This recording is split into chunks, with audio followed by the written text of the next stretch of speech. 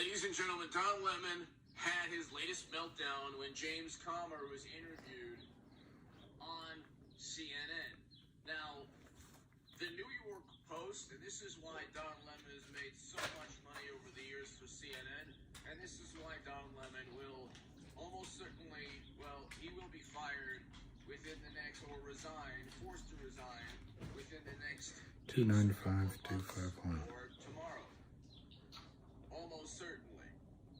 The reason is that the New York Post reporting on Hunter Biden. Well, all right, you guys. So much so that the New York A young guy like you now everyone is going to make a lot of money. the New York Post and its reporting 2 years ago on Hunter's emails the incriminating Didn't work. emails pointing to Don't like that.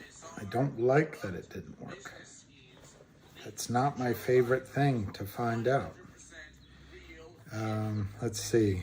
and the truth. Let me turn off this noise. The truth. I was listening to H.A. Goodman. How'd you know, James Cipriano? H.A. Goodman. He's I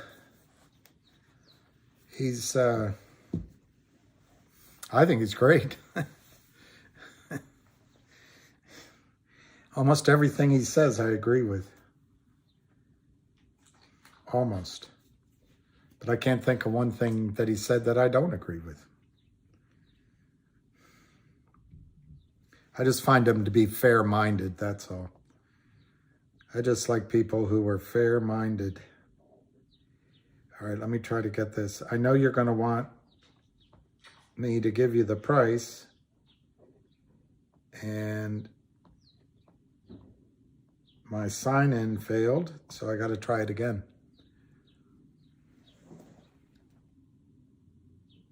Turquoise waving, turquoise waving, turquoise waving. Yeah, James, I've actually followed him a long time. He always claims something about Bernie Sanders. He's the scribe of Bernie Sanders or something. 071351. 071351. All right, let's see if that works. So I actually listened to him back then when he was supporting Mr. Sanders.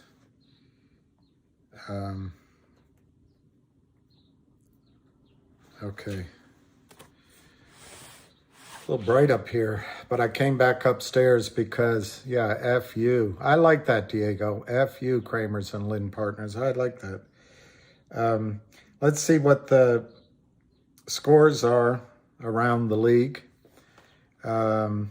Just because it came up first. Logic is 30 cents, so it's up 6 cents. I didn't do a video last night. I just got tired. I said I would, I know. So I'll try to do one tonight or you know, really early in the morning tomorrow when I've been waking up at, I don't know, 2:30, 3:30 and not getting back to sleep. But even at 30 cents, well, let's check what GoLogic is trading for. Yeah, at today's price, at 30 cents, you're only paying approximately 6 cents a share for Logic net of the value, its share of GoLogic. It owns shares. It owns 4.5 million shares of GoLogic. All right, let's see. This MULN is intriguing. 36 cents. Maybe you guys can tell me what you know about MULN. CRTD is down a little bit. 0.015, 57.5. I'm not sure why exactly that's under pressure other than, you know, they're trying to target a brave CEO. DBMM is 0.022. That's interesting. It was down and now it's snapping back up. and then GTII. That's the last one I'll give you. 146, up 6 cents. Volume 2,650,000. It was as high as 160 today. And as somebody here predicted, two of you predicted yesterday, they drove it down and they tried to get it down. And I think, personally, I think that's it for the downside. Raul, DBMM to 10. I'd like it. Kevin Story, good. Hi. Yeah, West Virginia. I'll sleep better, but I'll sleep better when part of my problem is I've been doing this for a while, and believe it or not, this is a tremendous reward, being able to work with you guys, making friendships with a bunch of the people associated with it. But come on, 2 years of following the criminal activities of the Kramers, you think they're wasting your lives. I feel like that guy, Inspector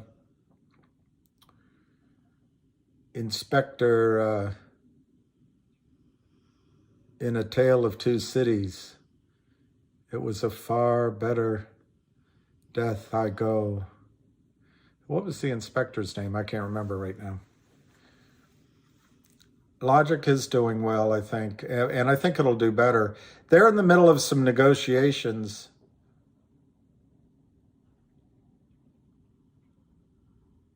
Yeah, they couldn't keep it down, Kryptonian. And Samir, I love you back. Brooklyn. Brooklyn's a big place.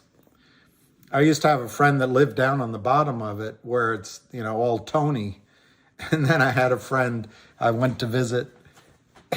And I thought, oh, yeah, that's easy. Ended up taking a cab all the way out. There were a lot of Indian takeaways along the drive. You're Samir. He's Samir. Who is Samir? I'm Spartacus. There's a lot of Samir. So,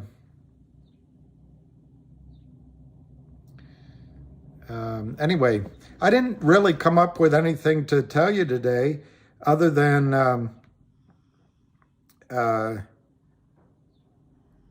let me look at the price again. Other than that, it's a pretty good day. They tried to get it down, and we snapped back. We were as high as 160, and I think that's telling you where the stock's going to go. On GTII specifically, I'd love to hear what you guys are talking about, other stories. I know I've been fixated. I just want one to work, and then we can just play the field. Or we can put one overall, GTI over the field. But anyway, that order for 19 million shares to buy is real. It hasn't gone away. Even if the stock had stayed down today, it would only be a temporary victory. And to get it to go down, they had to, I'm sure, manufacture probably 2.5 million shares volume so far today, of which, I don't know, I'd say at least 1.8 million is just counterfeiting. Yeah, it was a nice buying. Thank you, Woody. West Virginia, resilient. Cluso. I like that, Cluso. I'm Samir from Crown Heights, Brooklyn. Wow. Nice.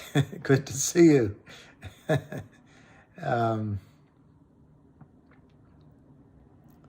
Heading to Long Island from Queens. What a place you guys have up there. New York is just amazing. Carrick Manu, William, run on the bank on Feb 14th with the collection dividend. Yeah, I think so, Carrick, but sorry. Hey, Lou and Susan and hey, Lou, Guida.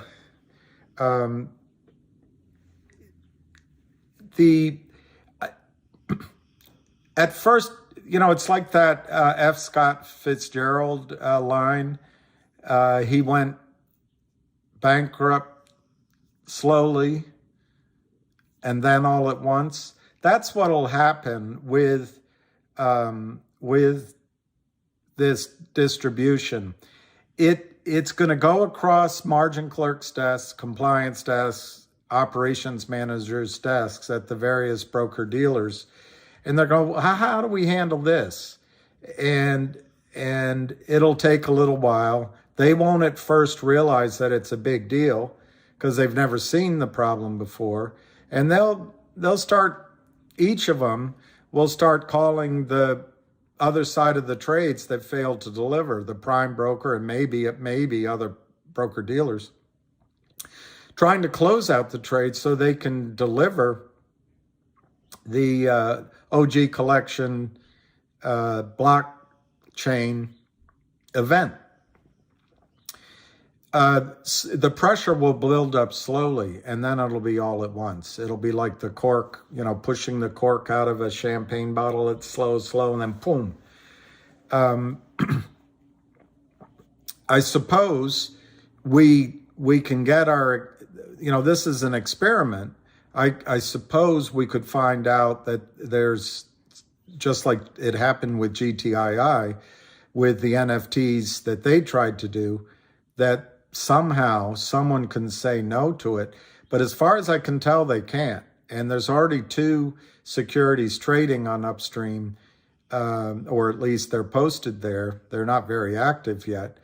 So I expect, yes, I think this OG collection distribution could be massive for CRTD and for our whole suite of contenders.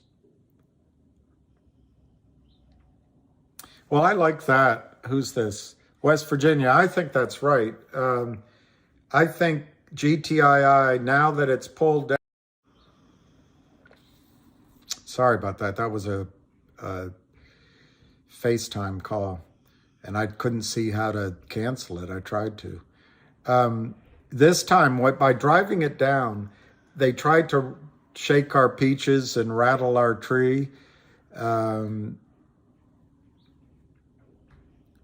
I think there aren't weak hands. So as it goes back up, I think you're absolutely right. It could go right through the $3 price. Well, Song Wei, the whole point of the OG collection is to cause, and this is the problem. We get caught up in the record date and getting the dividend.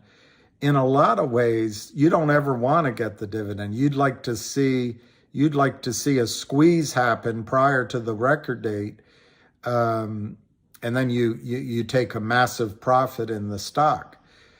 But I'm going to guess the first time this is attempted, which CRTD ultimately is the first time.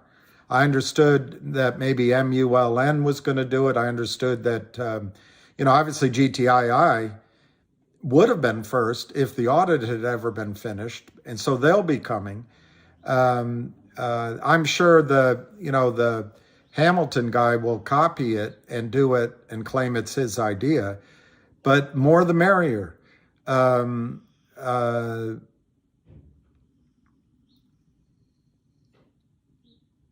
The first time, though, it'll probably be a lagged effect. And so we might get through the record date before there is a squeeze.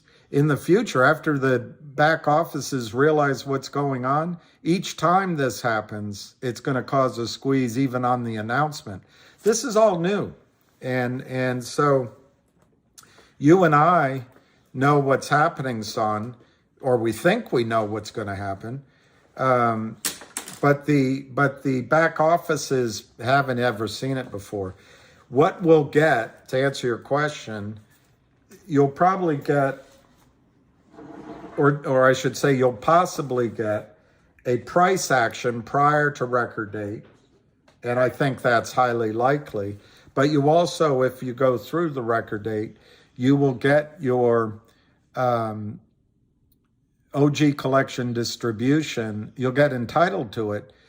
But I have a feeling there's going to be a requirement that each of us have our brokers deliver the form, however that form of dividend is issued to us, deliver it to a transfer agent.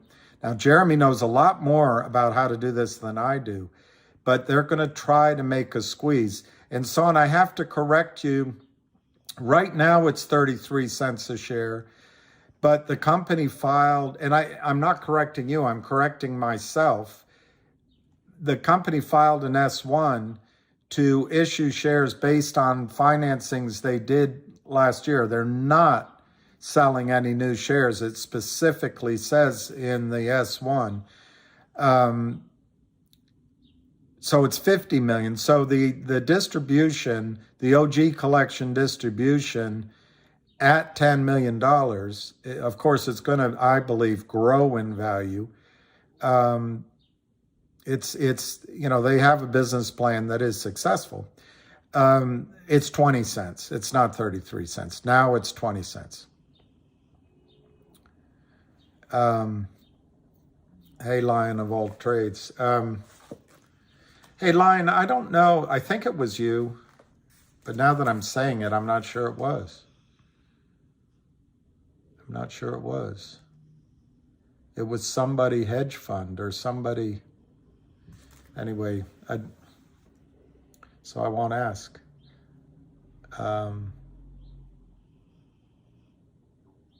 BGXX has filed. That's great. That's great. 146 last trade. Hey, Dave. Yeah, all good. All's good. That all's well. That ends swell.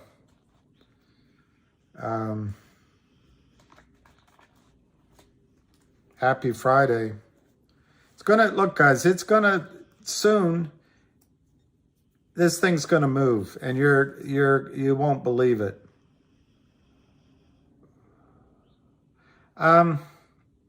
I don't think it was you, so I'm not gonna. Don't worry about it.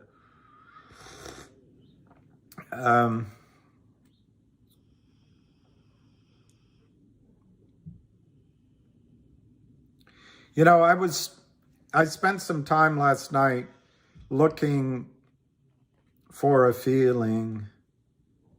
Hi, I'm believing that you're in love with me. God, you guys that are younger, you're so lucky. You didn't have to grow up being bombarded with these idiot songs.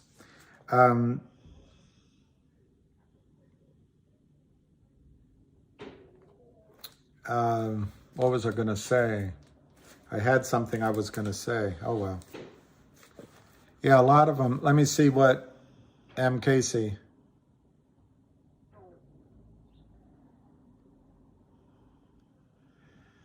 Well, MMTLP, M. Casey, let's see, the only way to fix the blockchain or Ethereum-based platform. That's true, but they're going to fight back. You know, you're talking about I wouldn't even say the livelihood. I just say you're talking about fighting the greed of these self-important. These people have something wrong with them.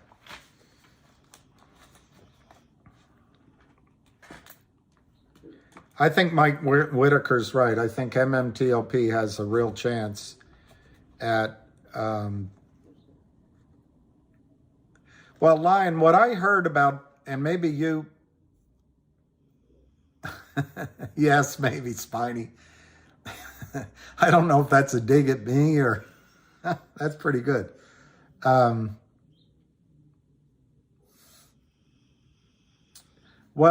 Latinum, yesterday, if you were watching, I got lost in my own train of thought.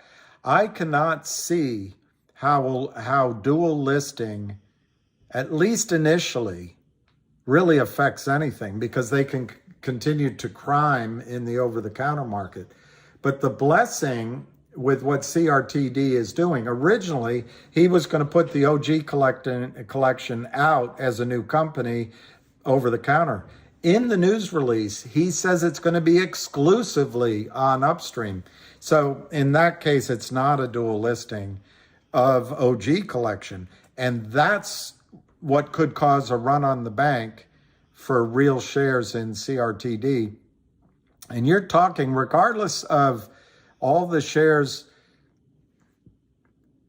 that it shows on the S1, the float, the non-insiders, the non-restricted shares is very, very small. And you've got close to 400 million counterfeit shares stuffed in your accounts.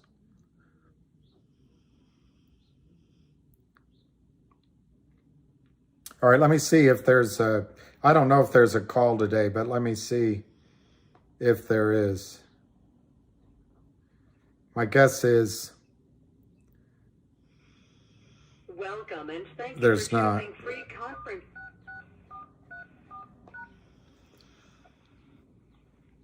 If you are the host, press star now. Otherwise, please wait and you will be joined into the conference. There's no call. Hey, yo, I heard a great nickname for him. Leiden. How old were you when you had your first winning trade?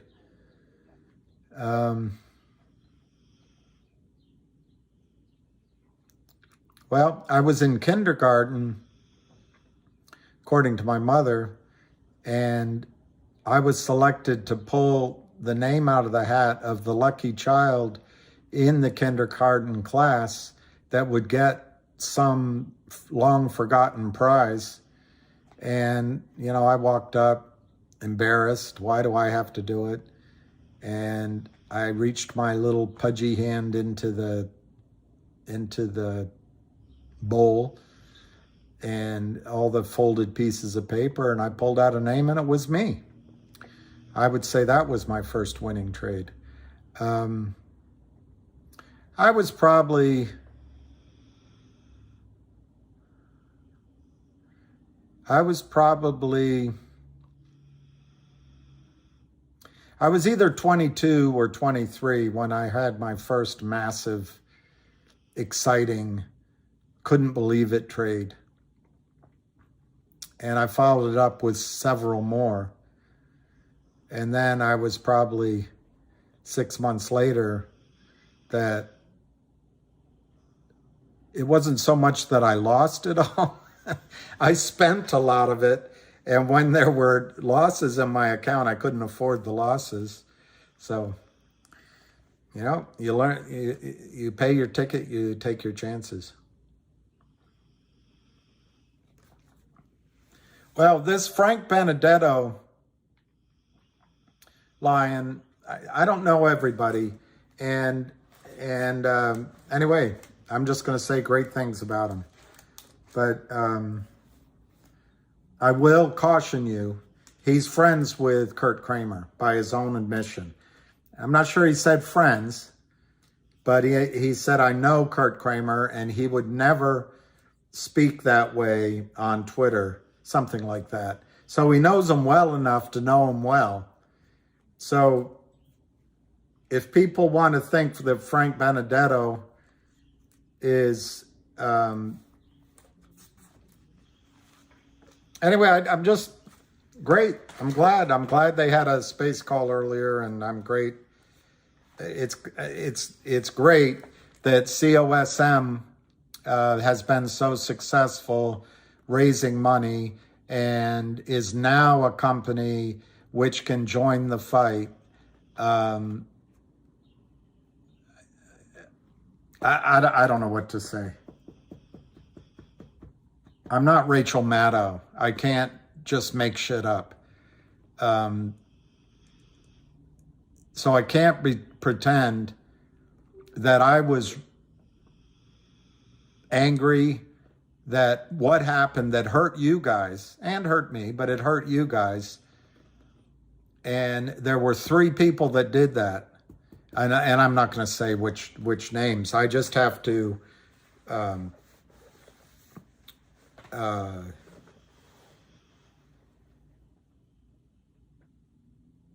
I just don't, I'm speechless is what I am.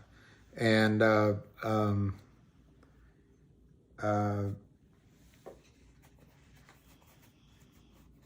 for someone, I don't think people realize Kurt Kramer was down he was down $600-700 million, almost $1 trillion at the peak. And he would do anything. Get a mole, pay someone to come in, get people interested in other stock, give money to people to cause that to happen. And, I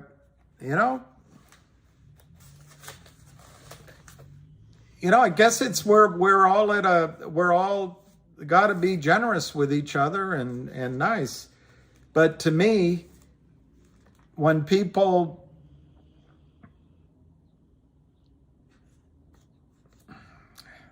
I can't finish my thoughts. I just can't finish my thoughts. I never heard an apology, and I heard some really stupid excuse making. But there's no question that there was a company recently that stripped you guys of money for their own benefit and insiders' benefit, and I think it was even worse than a popcorn. And I'm just not going to say who it was, but I'm glad now that we're all on the same side. They got their money, and they're comfortable, and so we're on the same side now. But I wish you had gotten your money first, and then you made friends with the son of a bitch. Anyway, I'm going to try not to say anything more.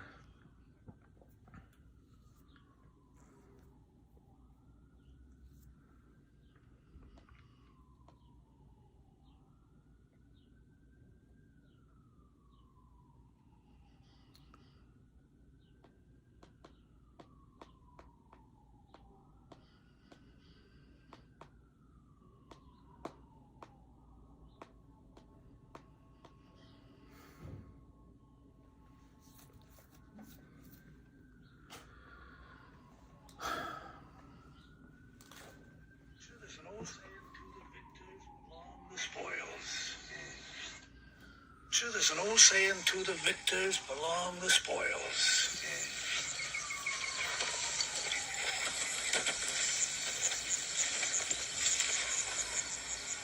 There's another old saying, Senator. Don't piss down my back and tell me it's raining. That's how I feel about that. That's how I feel about that. Well, Carrick, it's odd now, and I went on, and despite what I just said, there's new facts on the ground, which is just by chance. It doesn't have anything to do with things that I think were intentional.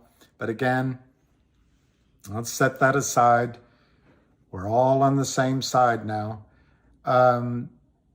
Apparently, Robin Hood got caught short in COSM. And what I was looking for, and maybe some of you know where I could find it, I swear that I read when Robin Hood came out and Webull that they weren't really giving real shares. For example, I saw a response, are my shares safe at Robinhood? And the answer was, your money is secure. Well, they didn't answer the question. They didn't say the shares. And it's been my impression that Robinhood and Webull just take your money and give you IOUs and practically admit it. They don't bother finding shares. And they benefit, Robinhood benefits Citadel. But frankly, I couldn't find what I remembered reading. Now I'll have to try again.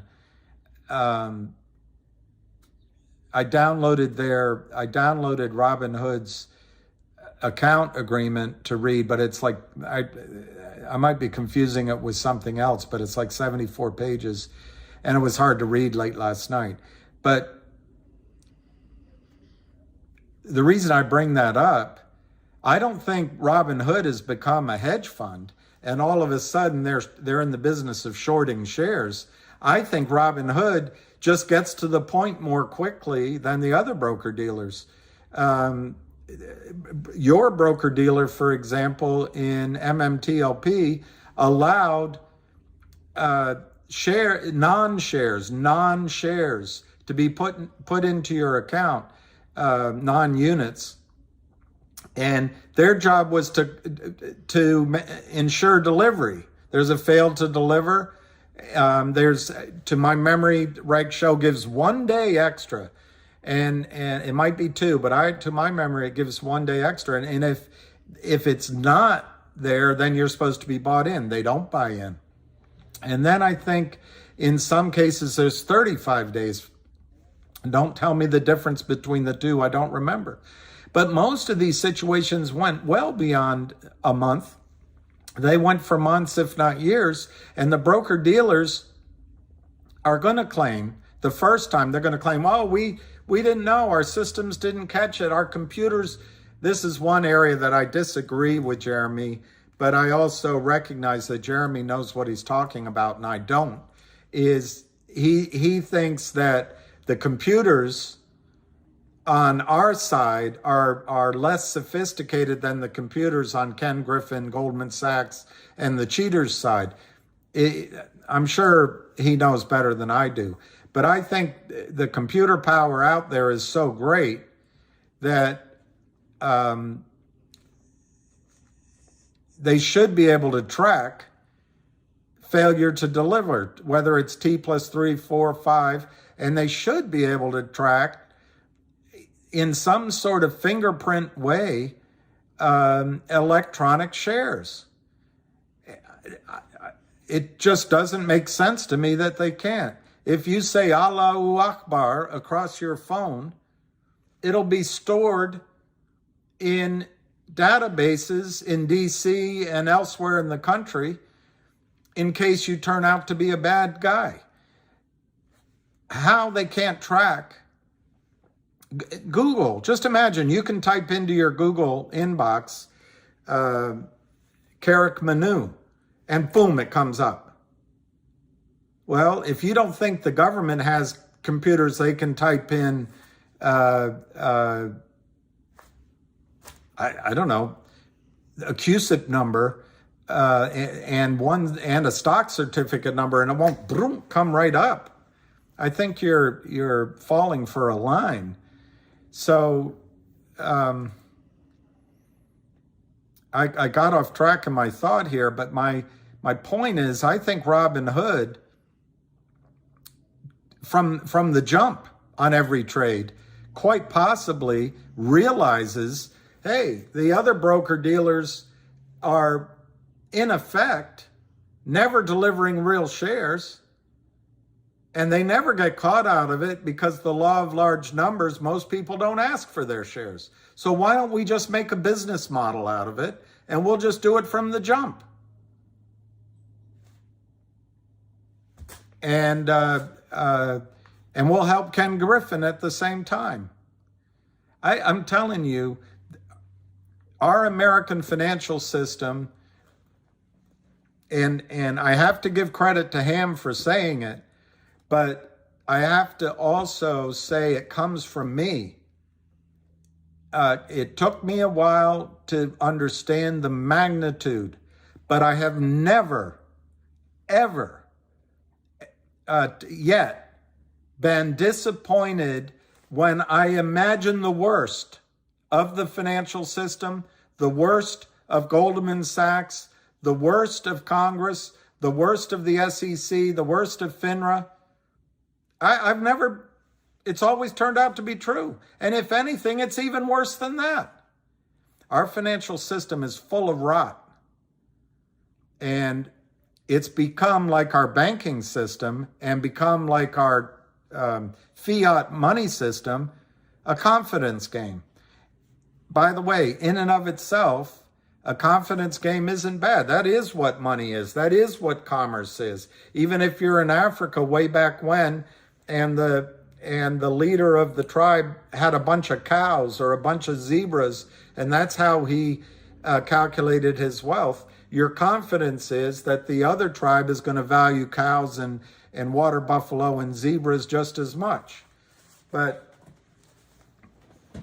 anyway, it intrigues me, this working theory of mine is that Robin Hood made it a business model to just, in effect, skip all the complicated process. And if you guys and me are so silly, and the regulators are not going to follow it, what's the urgency about finding shares? If you come in and try to buy 10,000 shares of MMTLP from Robinhood and they can't locate it, why doesn't Robinhood just take your money and put an IOU in your account? That's my working theory. And I swear I read something to that effect. Now, it might have been that what I read was about their fractional shares, and they were not promising fractional shares to be real shares. But I can't find it. I probably spent an hour and 20 minutes last night. I couldn't find it. So maybe I'm wrong, but that's my working theory. I'm spitting mad. Yeah, GNS, that guy is, as he put out on one of his videos, it's his $1 billion fight. That's what he said. It's my $1 billion fight. Well, that's when I decided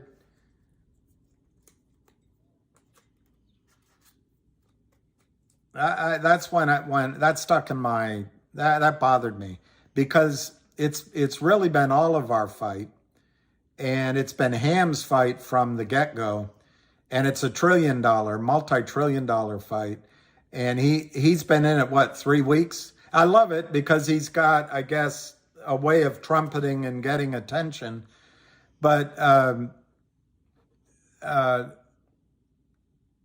Ham's been doing it almost 25 years, and it's a $1 trillion fight, and it's easy to come in and suck the oxygen out of the room at the end. But I know how hard Ham fought, and Ham fought alone a lot, and it took a lot of courage, a lot of getting up in the morning when no one was there, and keeping your sanity. It's Ham's fight, and it's your fight. And to put out a video that says my $1 billion fight rubs me the wrong way. I think it's bigger than a trillion. What do you think it is? A quadrillion? No, a quintillion. Or is quin 5? What's 4? Whatever.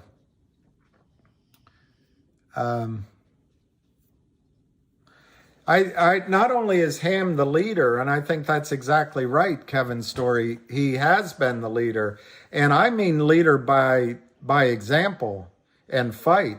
Ham has never asked anyone to do anything that he wouldn't do, and in fact he's jumped far out ahead, and it's his knowledge and his ability to explain what to do that gains the confidence of these CEOs. Anyway, quadrillion. So what's 5 times? Is it a quintillion? I guess it is, Al Jolie. A Google. Yeah, that's where the name came from, right? Google. I raised money for a company years ago, which I guess still exists, but my investors lost everything. And my associate put a bunch of his own money in. but we would go to the board meetings in Phoenix. And one of the board members was a guy from, right now I can't remember his name. He always had his, those phones were bricks. He had it in his suitcase and it'd be there, and he's very important and wore sunglasses at the meetings. But he, I'm trying to remember which money or firm he was from, but he was a smart guy. He just, he's a little full of himself. But he told us about Google back when no one knew about Google. And I came back here, I was down at the Bottom Line, and I was hanging out with some of my old associates. And I remember telling my manager about it. I said, there's this thing coming, Google.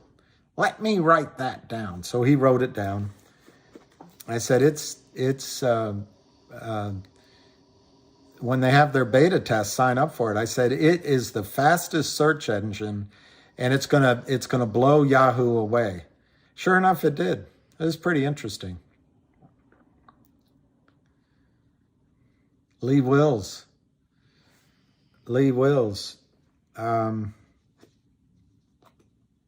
Look, guys, I'm not as good a person as Ham or some others. I could be totally wrong in how I'm describing what I see, but I trusted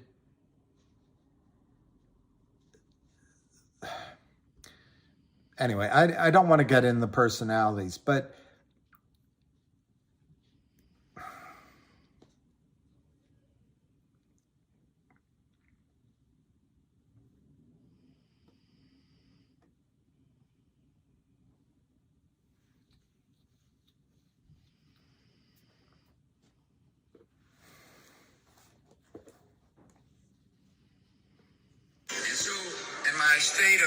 my State of the Union, or my speech to the nation, whatever you want to call it, speech to the nation.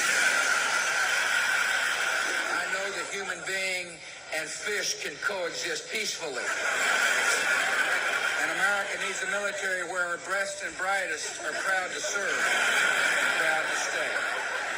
If you're a single mother with 2 children, which is the toughest job in America as far as I'm concerned, and you're working hard to put food on your family, rarely is the question asked, is our children learning? Good docs are getting out of business.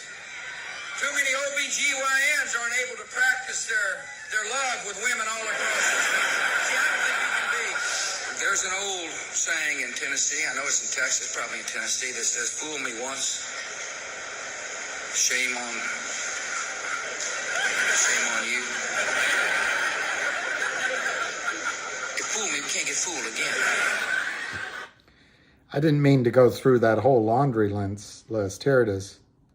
There's an old saying in Tennessee, I know it's in Texas, probably in Tennessee, that says, fool me once, shame on you. If fool me, we can't get fooled again. That's how I feel about it. J. Cole.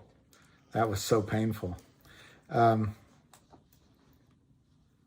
I actually wasn't trying to I was trying to get that expression out, and I didn't realize the button I pushed. I wasn't trying to, this is all I was trying to show. There's an old saying in Tennessee, I know it's in Texas, probably in Tennessee, that says, fool me once, shame on you. If fool me, we can't get fooled again. That's all I'm saying about the situation. Fool me, we can't get fooled again. That's all I'm saying.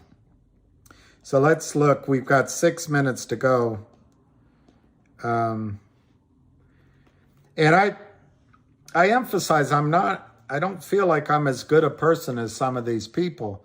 And I also think my focus might be unrealistic, but I would like GTII, or if it's CRTD, or maybe it's one of the others. I think MMTLP could be the one. I'd like one of these to work for you guys. I'm not as interested as being on a donkey and attacking windmills right now. I'm much more interested in creating in you, me, and others that have been involved, independently wealthy or at least financially independent people. And then they can spend all the time they want. Going 172. Hey, la-di, la-di, la-di. Hey, la-di, la-di, oh. Hey, la-di, la-di, la-di. Hey, la-di, la-di, oh. 171. I'm like an onion. I can make you cry. Butts McGee. It is moving.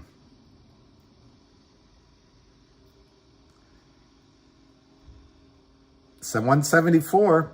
We got 4 minutes to close. Yeah, huge, huge Jasper.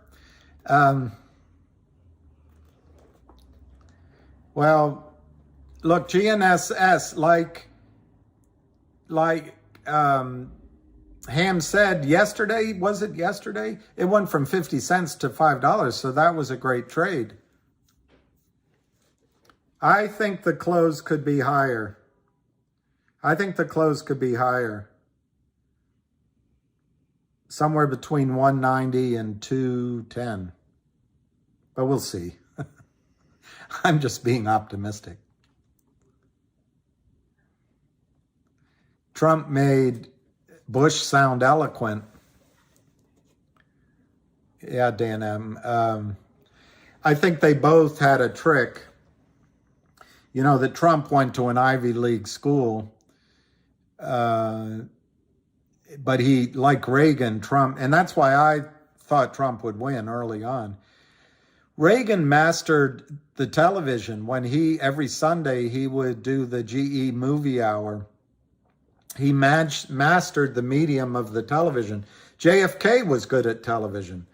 The camera liked him, and he was good at the quick quip. Trump, with that stupid show I never watched, You're Fired, I don't want to watch it. He learned how the medium of TV worked. But George W. Bush also I think he both went to Yale and Harvard, but he was skull and bones at Yale. So these are Ivy League schools. Don't tell me, it's a little like Hillary Clinton going down into Georgia and go, I ain't no way tired. It's all con job. They know how to speak. They know they're smarter than they say, but they realize the electorate, a lot of them didn't go to Ivy League schools. So they pretend, they talk down to us. And they repeat things. Trump, it drives me crazy. He says the same thing 3 or 4 times in the space of 20 seconds. It annoys the heck out of me. But you know what? Later on, you remember what he said. And that's the same thing George W. Bush did. George W. Bush was great. I used this example before. 175.5. George W. Bush said, after signing the Farm Bill, our nation's got to eat. Well, no Sherlock. But you remember it. 176. 1 minute to go. This means, guys, 180. 180. Ask. The ask is 180. Sorry. I'm looking at one side of the equation. 180 ask. But it's less than a minute to go. But this means that the volume today of... I don't see the volume. I don't see the volume. Anyway, so it's 176 to 180, 2.9 million. It means probably 2.5 million was fake, maybe more. They're all underwater. Everything they did is underwater. All right, so it looks like it's going to close at 176, but can we get 180? The ask is 180. Can we get 180? 4 o'clock. It closed at, they're showing This is weird. They're showing the last price at 174.5, but simultaneously they're showing a price of 176. So I don't know which one. Yeah, 174.5, 2.9 million, all underwater. That means everything they sold, the criminals crimed over the last 3 days, costing them money. It's not for free. It's not for free.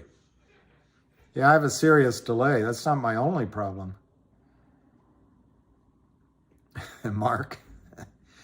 Yeah, clearly there's something serious. Something in the way she moves. Close at high of the day. Very bullish for next week. Did Burt Bacharach die? Let me see. Would that even make the front page news if he did? I can't. Did he sing the song, Raindrops Are Falling on My Head? No, I know he didn't write it.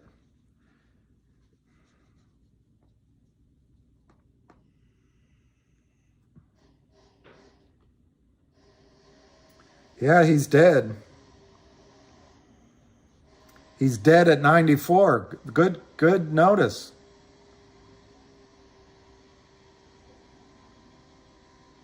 Yeah, exactly. Mike McEverything, exactly. And you know, I didn't hear it from Ham, so I would trust it if I heard it from Ham instead of hearing. Where I heard it was listening on a podcast 2 days ago. Credit Suisse is in trouble, is in big trouble, and it's going to ripple through. If it's true, it's going to ripple through the easy access to capital, the hedge funds and the big realty purchasers, funds and builders. You know, the pools of money that do it. They get money for free, but it's coming to an end. Today was a bear raid inappropriate. What the world needs now is love, sweet love. That's the commodes. Oh, that's the Commodores. Love, sweet love. Yeah, it was B.J. Thomas. I knew he had written it, but I can't think of a song Burt Bacharach sang.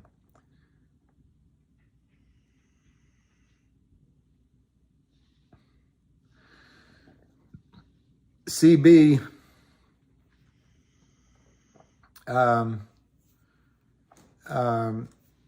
it's a very good question. It's 176 after hours, but somebody said I have a delay, but I was seeing that price before it turned to 4 o'clock, but clearly there was a delay.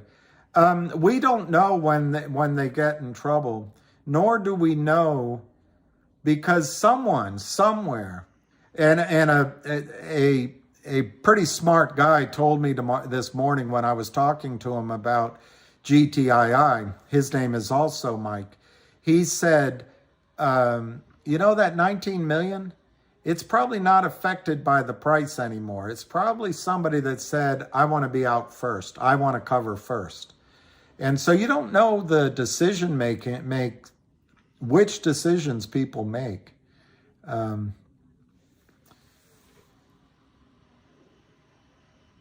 I think he was a composer.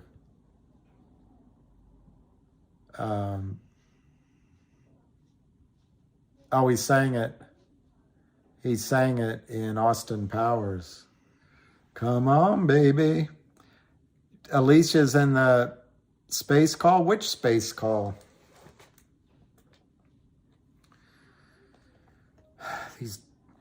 These space calls.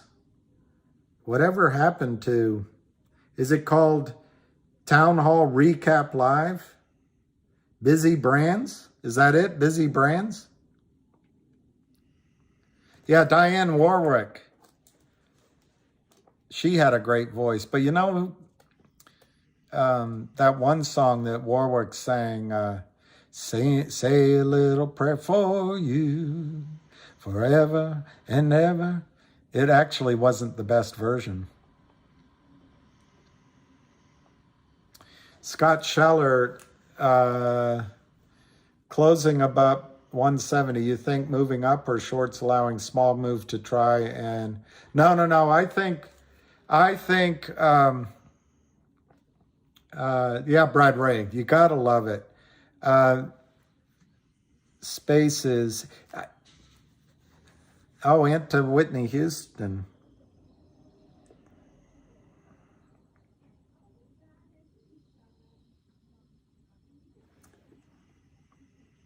This is a recap. For us, It's a recap. I just think it's a perfect storm, and I don't think it's just all about the MMTLP family, because I want to make it clear, because I know, you know, these other tickers that are in this room, you guys did a lot of the work. See, he's a leader, Jeremy. Jeremy's a leader. We just happen to be in a unique position where they have nowhere to hide. They're in a round room. They have no corner to hide in. Jeremy's good. Guys ahead of us is really what Jeremy's laid the good. groundwork done, that there has to be some change. And if they turned on Institutional Smokey, change might not happen with this. If it does open up to trading and nobody goes if to they prison, turned on, they might continue trying to do counterfeit shorting. But that's why we're trying to get. You know, we're not going to stop with our 3-part documentary in the studios. See how we said counterfeit That's shorting? No matter what happens is going to go forward. And I think all of us in this room, from what we experienced, we don't want this happen to other tickers. We all want to be one family. Exactly. Jeremy. Absolutely, Patrick. Thank you for that. And you're right. We've said this all along, is that no matter how our situation resolves, when it resolves, that we do absolutely have to keep the pressure. We are at a particular moment in Or time. was that Patrick Byrne? We have to keep the pressure up, or we're going to lose the momentum. So you're absolutely correct on that. Alex, I just wanted to let you know and let everyone in the community know, I did reach out behind the scenes. FINRA is absolutely wrong, just like Roth Capital. They are misconstruing the S1. And so I don't know. Yeah, you might want to let the representative. Yeah, I have 2 follow-up emails. Obviously, I'm on company time for my actual job, so I'm kind of keeping it low-key. I don't know who's talking. 2 blocks away. Yeah, I'm going to do 2 follow-up emails, and that'll be a portion of it. And just make sure, clarify that there was an S1, but it was for the offering, not saying that they were pretty much an offering rather than saying they're going publicly traded. Yeah, so I guess they want me to speak. we've got Gas Pipe, and then C, and then Dana Dane. Gas Pipe, the mic is yours. Hey, how's everybody doing? We're good. How are you? I've got to be careful what I say, but Fantastic. I thought I'd pass this information I'll on. never Canada, fall so I in can't love do anything with it, again. but I was listening to a podcast last night, and it was a retired Navy guy. I don't really want to say the name of the podcast because I don't want you to think I'm pumping it. But he mentioned he spent the last year or 2 of his career up on Capitol Hill, and he spoke of a bar in Washington, D.C. called the Bullfeather. Yep, that Bullfeathers. is a known hangout on Fridays for Yep, Bullfeathers. Republican senators. So if anybody was in Washington, D.C. or local to that area and kind of wanted to just jump to the front of the line, you might have a possibility of catching a credible person in there face to face. Okay, that is what we would call some guerrilla marketing. So, I think if you are in the area and have that opportunity, just want to reiterate that please do it respectfully, respect their space. But if you do have an opportunity to have that kind of conversation, I think that would be great. But just please respect their space, and their privacy. And if you get any resistance, just leave it at that. So, well, we're going to have to start a fundraiser for a bail fund. So, People kind of fast and loose on Friday afternoons, right? yeah, right. Absolutely. Buy him a drink. Maybe you'll strike up a conversation. So thank you for that guest bite. Ladies and gentlemen, we do have Mr. William Ferrand in the room. Good afternoon, William. How are you? Buenos Aires. How are you guys? We're fantastic. William, we are here just discussing the follow-up to the town hall with Jeremy Fromer and discussing some ideas and getting updates on, we've had some inroads. Alex has been amazing in contacting his congressional representatives and getting information, and we've learned with our situation specific to MMTLP that there are people in powerful positions that are discussing it and that it is moving up through the ranks of Congress. And so we're very excited to hear that. Busy has his hand up, so I want to see if he's got some questions or thoughts for you, William. Busy, go ahead. Yes, ma'am. Hey, William, how you doing, sir? I'm great. Thank you. Good to hear you. Hopefully everything is great. You need to check your DMs because the other day you've been crazy trying to look for our space call when we had Ham. And I'm like trying to DM you the link because I was looking at your live stream. So if you could DM me and maybe we can exchange numbers. That way I can text you the link every single. Yeah, I'd love that. I'm not good at DM. I don't even know what a DM is, but okay. We'll do it. Are you there? Do you have any questions or thoughts or comments? Oh, go ahead. I just wanted to know if you had any questions, thoughts, or comments for our community here, or if there's any questions. two quick responses to what I just heard. One is I know Bull Feathers well, and I'll be glad to go over there. I can also get into the RNC with an invite, so I'll try to pursue that. That's a good idea. But secondly, I don't know who was talking. I thought it was Jeremy, but I guess it's somebody named Pat. But we are all one family, and we should work together. I agree with that. But I noticed that he used a term. He said counterfeit shorts. I think part of the problem with the press and journalists and people in Wall Street and Congress is when we use the term naked short, it sounds like a strategy. It sounds like, oh, that's just a sophisticated strategy. And shorting is a cleansing process, and it keeps CEOs honest. Obviously shorting, there is legitimate shorting, but to say naked shorting, it sounds like naked puts or naked calls. And I think we fall into a trap when we use that word. So I love that whoever that was used the term counterfeit shorting. They are counterfeit shares. They are criming. They are stealing our money. What's in the account? It's not a strategy. Anyway, that's the one response I wanted to make. No, I think it's fantastic, William, and I think a few weeks ago we kind of all realized that when we've had conversations with media as well as representatives and things like that is they just don't quite, get it. When we're immersed in the world, it makes sense to us, but to people on the outside, not so much. So we are trying as a community to use the word counterfeit shorting, because counterfeit is certainly someone everyone understands. So. All of you know more than your broker knows. All of you know more than the operations managers know. So you've got to realize that. Anyway, go on. I didn't mean to cut you off. No worries, William. So do you have time to stick around and take some questions if we have any questions for you? Sure.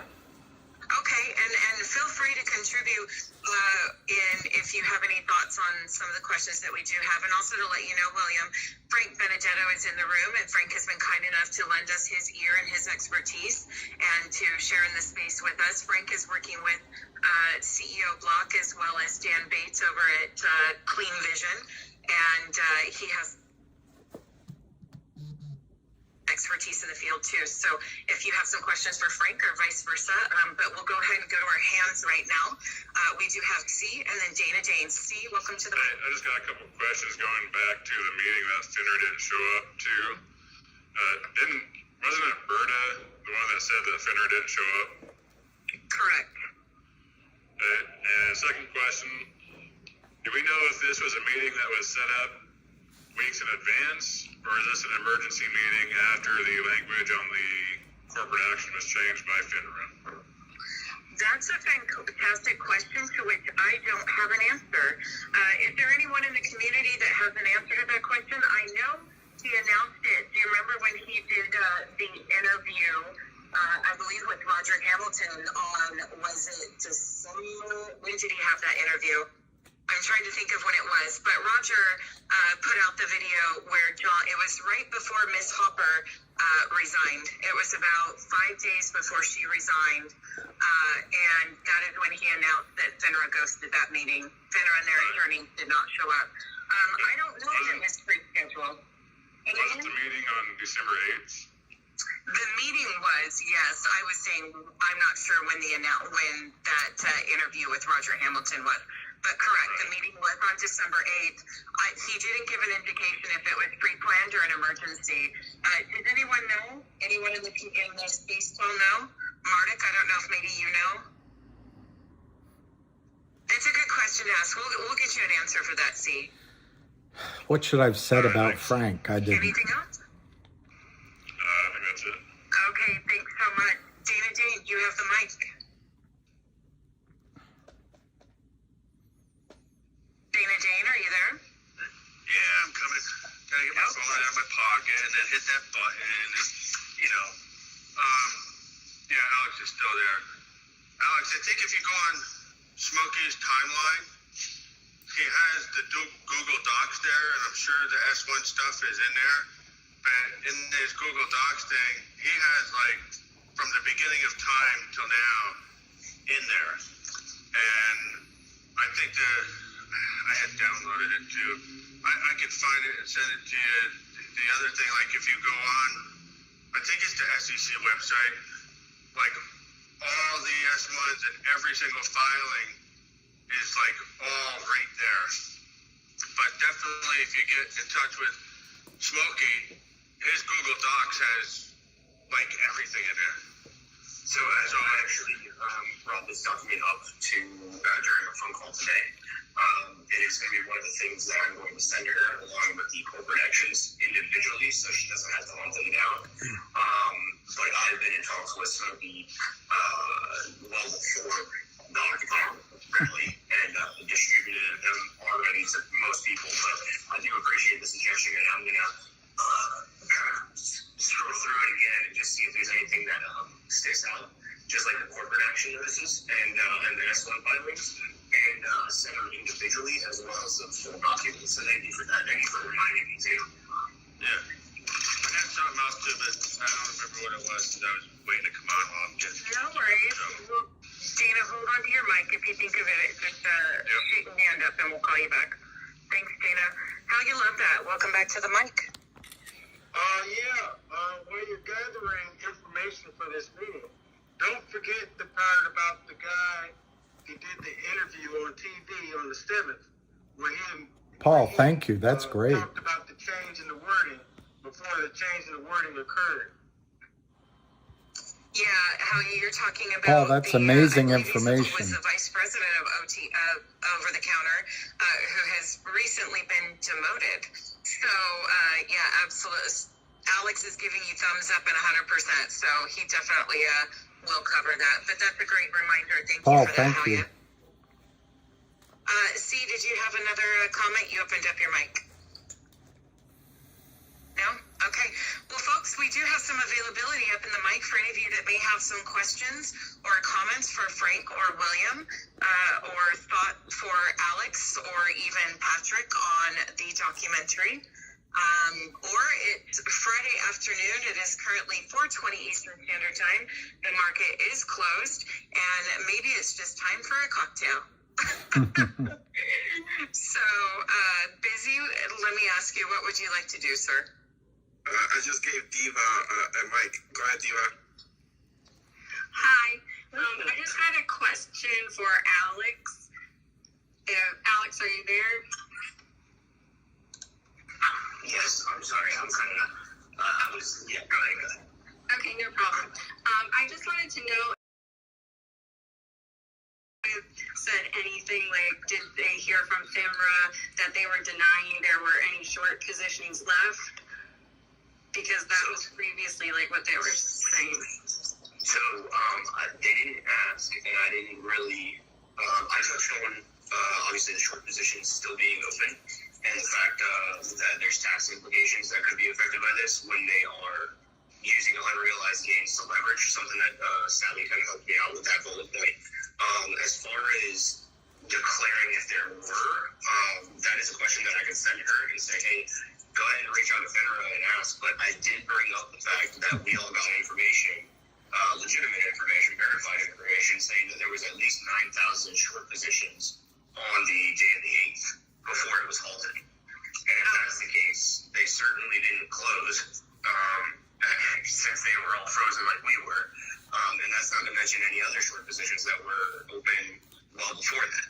So 9 million short shares, I think, were listed. So I did give her that information and told her about that when I went, right before I went into the whole spiel about how they should have technically needed to close with the 9th and 12th being tradable. And the U3 call kind of put a stake in that.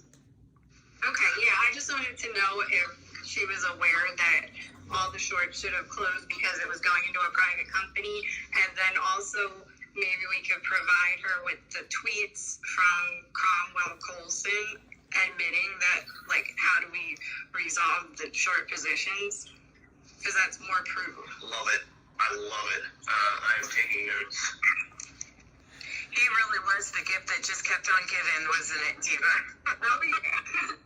But, honestly, it makes me wonder, because, just kind of our position, it makes me wonder if it was a shot across the bow to FINRA, because we know that OTC and FINRA have not always been good bedfellows. So it really does make me wonder if he really did just lose it and let it slip, or if it was intentional. And I guess only time will tell. That's my thought as well. Like I said, there's no way he couldn't have known he was, incriminating himself, and maybe he did it on purpose to get the ball rolling with the resolution. Yeah, it makes you wonder, doesn't it? You have any other questions, Diva? No, that's all. Thank you. Thanks so much. Appreciate you. Baglife has a question, and then I have a question for William. Baglife, go ahead. So I just want to say that I think some people might be in the wrong profession. Some people would probably make some great lawyers in here. But so my question is not really a question. It's something you guys hashed over already, but my phone was glitching horribly, and I was not able to catch it. I did hear something about the 40 million shares of NextBridge and backroom channeling, potential deal made, something like that. Oh no, let me clarify before we go down a rabbit hole. No, so Alex brought forth information from his conversation with a congressional rep that they heard from FINRA that NextBridge Hydrocarbons is going public, that they filed an S1 and they're going public. So what I did, asserted that was not necessarily true. We've got a communication network behind the scenes so that the hosts and our DDers can get information really quickly. So I went back there while we were talking and reconfirmed that again, NextBridge Hydrocarbons is not going public, and that FINRA, like Roth Capital, mistook the S1 that was the 40 million share filing as they're going public. They are not going public. Okay, great. Thank you for clearing that up. Hey, no worries. Thank you for asking. I would have hated for you to, head off and think that there was something going on. So I appreciate you asking. I went to the fridge and grabbed a carrot, and I about joined Bugs Bunny in the hole, so. No worries. Well, anytime you have any questions, please just reach out and let us know. So thank you so much. So William, I had a question for you. I know that you are heavily involved in doing DD and research on GTIIL GTII, and it was kind of a difficult day when they dropped it down to 108. I mean, it's a great dip opportunity, but I just want to get your thoughts on the dip down to 108 and then the drive back to 180. Well, I will answer that. I would like to say something on Roth Capital that that is, you know, I know I'm actually a good friend of the guy that runs that energy department. I haven't talked to him, but I should. But what Roth Capital is doing is good for you guys in terms of NextBridge in two ways. One, NextBridge as an oil and gas company owns these leases, but leases expire. They have drilling commitments. And so raising capital means NextBridge will succeed in not only keeping the leases, but drilling and increasing the value of the asset in NextBridge. And that was the one risk, I think, that existed.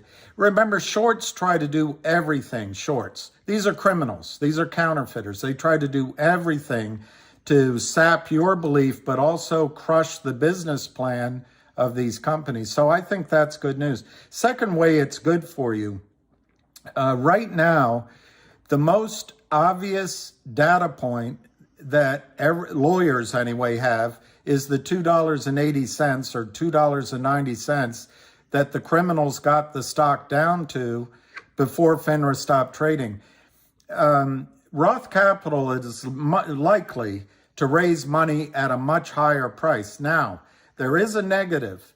What happens with a lot of companies like NextBridge, the criminals have raised a lot of money by taking your money out of the market by shorting. They're sitting with a pool of capital and fail to deliver trades.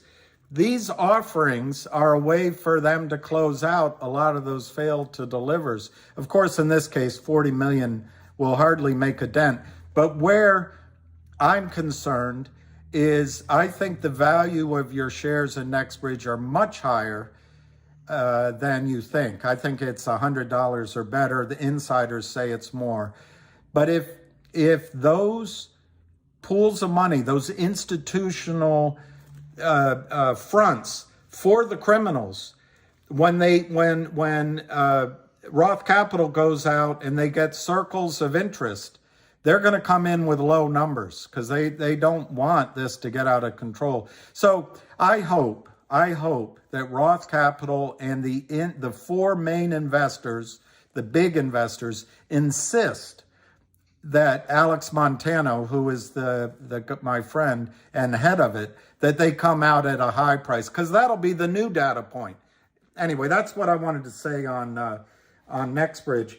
In terms of GTII, you've got criminals in GTII led initially and for the longest time by a guy named Kurt Kramer. Now, he hides behind lawyers. He hides behind a bunch of LLCs, but he's trapped. It's one guy and he's trapped. What's happened as well is Alpine Securities, the company you guys all, I think many of you know, DBMM. She's not a CEO. I forget her name, principal managing director or something. She is really good, and she provided, her company got attacked by Kurt Kramer as well, and she provided the information that turned out to be correct, that it was Alpine Prime Brokerage who was facilitating the criminal shorting of GTII shares. What you need to know is Reichman bought back the note. They issued a convertible note. I think the face value was $68,000. It was toxic. I think there was a discount for to build in a profit, and they took $2,000 or something off for expenses. So I think all GTII received was either the total of $62,000 or a little bit less than that. They paid it back in full. They paid the penalty. So there are no shares. There are no warrants. There's nothing that Kurt Kramer has as a hedge against his position. He came out of his gate in right about now, 2 years ago, probably 40, 50, 60 million shares that he had already sold, because as soon as they sign these deals, or even beforehand, they're already criming the price of the stock down so they can get a better deal. And so he was already counterfeiting shares. He should have bought them back. Instead, he just pressed his bet. And we're now probably at 325 million. No one knows for sure. Your number might be smaller, but it's not any better for the criminals. 325 million counterfeit short. My understanding, and this comes from Ham, it's not my information, it comes from Ham Short Killer, who is the prime mover in all of this, is there was a buyer for 19 million shares in GTII this week when the stock approached $3. That means there was one of the opportunistic shorts that joined in to help out Alpine was in trouble, or the Kramers were in trouble, or a broker-dealer said, we've had enough. We want to buy the 19 million back. So to answer your question, I think it was either the buyer that has tried to drive this price down so they can arrange a better price, or the criminals just keep selling. It's the only thing they know how to do. They don't have another strategy. They can't buy it back. They can't buy, and they haven't. So they want to convince you to get out. They want you to be concerned. And I'm not saying you shouldn't. You got to pay attention to your investments. But what I see here, and I'll finish up with that, is what happened today. They pressed it down yesterday. They wanted to break it down today, and they hit it hard. And it's all fraud. It is, of the 2.9 million shares today, I bet 2 to 2 was all criminal short, and the rest of it was criminal washing. They want you to think it's big volume. It's all fake. There's no price discovery at all. So I think what they were trying to do was panic people out. But here's the good news. All they did, everything they sold for the last week is underwater. In fact, in the case of GTII, unlike some of the other situations, and I'm not picking on the other situations, it's just how desperate, and I think how untalented a trader Kurt Kramer is. They have been selling counterfeit shares that don't exist on the way up. So he's underwater right now at the closing. I bet he's 300, maybe more, $400 million in the red. That's a big number. That's a big number. And anyway, I guess that answers your question. I don't know. I could go on longer. I don't want to waste your time. I take it as a really good sign. Bottom line. William, never a waste of time with you. Never a waste of time. But I did want to let you know that Kit Kittredge is here, so I wanted to offer the mic to Kit and see if Kit had any thoughts on what William had to say. Kit, the mic is yours. Welcome. Yeah. So I'm a GTII as well, and I've visited Mr. Fran's YouTube channel. And the thing is Ham said there's a blueprint that's out there. We as retail investors need to be part of that equation in that blueprint and just accumulate.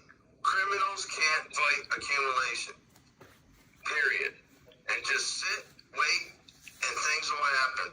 Just like with MMTLP, the burden's not on us. The time, all we have to deal with is time, but things will get rectified because the 402, there's no 402T ever enforced or whatever.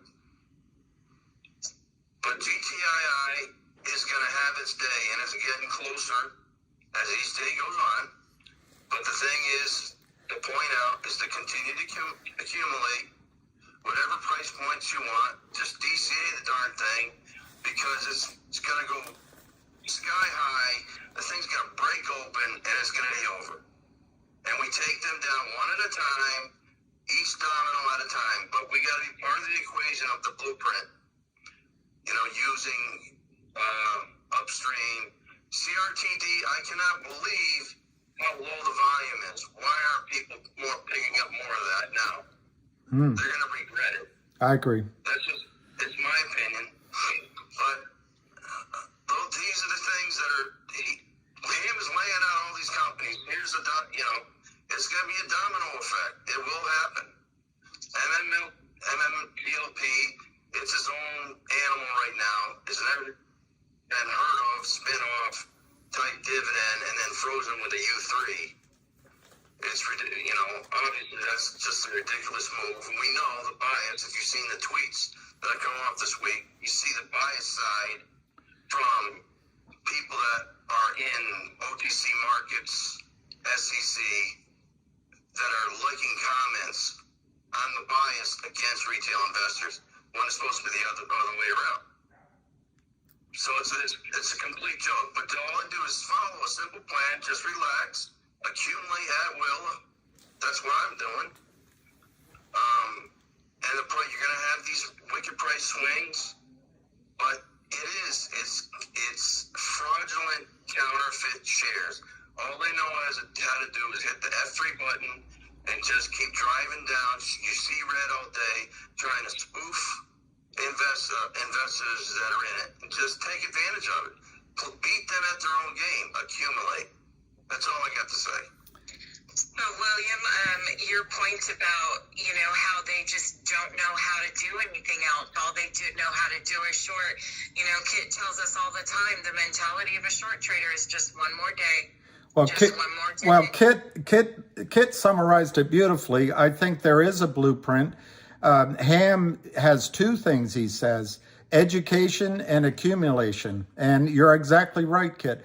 But what the short strategy is they want to destroy their clients and make them so desperate that there's no sources of capital. And so when the stock is down, they can come in after they've crimed the stock downward. I wish I had a better word. The company desperately needs capital, so they do a new deal. And then you have tricks like reverse splits that gets the price up. And then the shorts, their position is reduced. Their cost of carry is reduced, and they can start shorting again. And the one thing that companies do, and it's not going to happen with GTIIL, and it's not going to happen with CRTD, is you got to remember a recent company ran up, and they had a really hot Friday. The stock it did a reverse split. Stock went to 24. A lot of people were buying in, and then the company sold shares. Now, maybe the company thought they were selling shares to a reputable financial institution, but no, in fact, you got to remember you cannot think of a stratagem or a scheme that these criminals haven't done. And the company was able to take the pressure off at about $11. This is not going to happen in GTIIL. And the last thing I want to say, by the way, on MMTLP, yes, FINRA stopped trading and it caught you guys out and you missed out on the squeeze. But guess who else they caught? The criminals could not trade the way they did, for example, in this other stock just a couple of months ago. They couldn't trade. They're trapped. The criminals shorts are trapped, and I think it's a blessing of the stop trading. They're going to be caught out. William, I agree with you, and people in the community know that I believe that when they slammed that door in our faces, that they really did open some windows, and that there is going to be blessings in this pause, and that we may all end up better off than we thought we would if we had just traded on the 9th and 12th. So I think that's definitely something we're considering. I'm going to take a point of personal privilege, and our host has his hand up, so I'm going to go to Busy. Busy, the mic is yours. Yes, William. Thank you, Jack Savvy. So, William, in regards of touching on the point of that they're trapped, Ham is actually listening in, and he texted me a message to you. So, if you look up in the Nest, there's an article in regards of the Andini group, and he just wants your thought on it because he just seems like the big boys are pissed. I didn't see the text or the Adini group. I posted it up on the net, sir. It's on there. Yeah, why don't you go ahead and read it to him or give him the high points? Let him read the whole article and we could get his insights on it. Well, okay, I can look at it. And by the way, here, I see. Do I just click it? Yes, sir. Yeah, it's the article, Ham, about the Adani Group hiring legal powerhouse Watchtool in a short seller battle. So Watchtool. Yeah. Well, you know, my overall, and I know Ham feels this, you know, it's Financial Times. It's behind a paywall, so I can't read it. I don't subscribe to the Financial Times, but I'll look that up. Go ahead, Sammy. Go ahead and read the article. It's not that long. Yeah, No, I don't think I can get behind it either. I can't get behind the paywall, so. But you should have Ham talk. I mean, he's a lot of my knowledge comes from him over the years. So he's playing ball right now. He said he's up next. He said. Okay.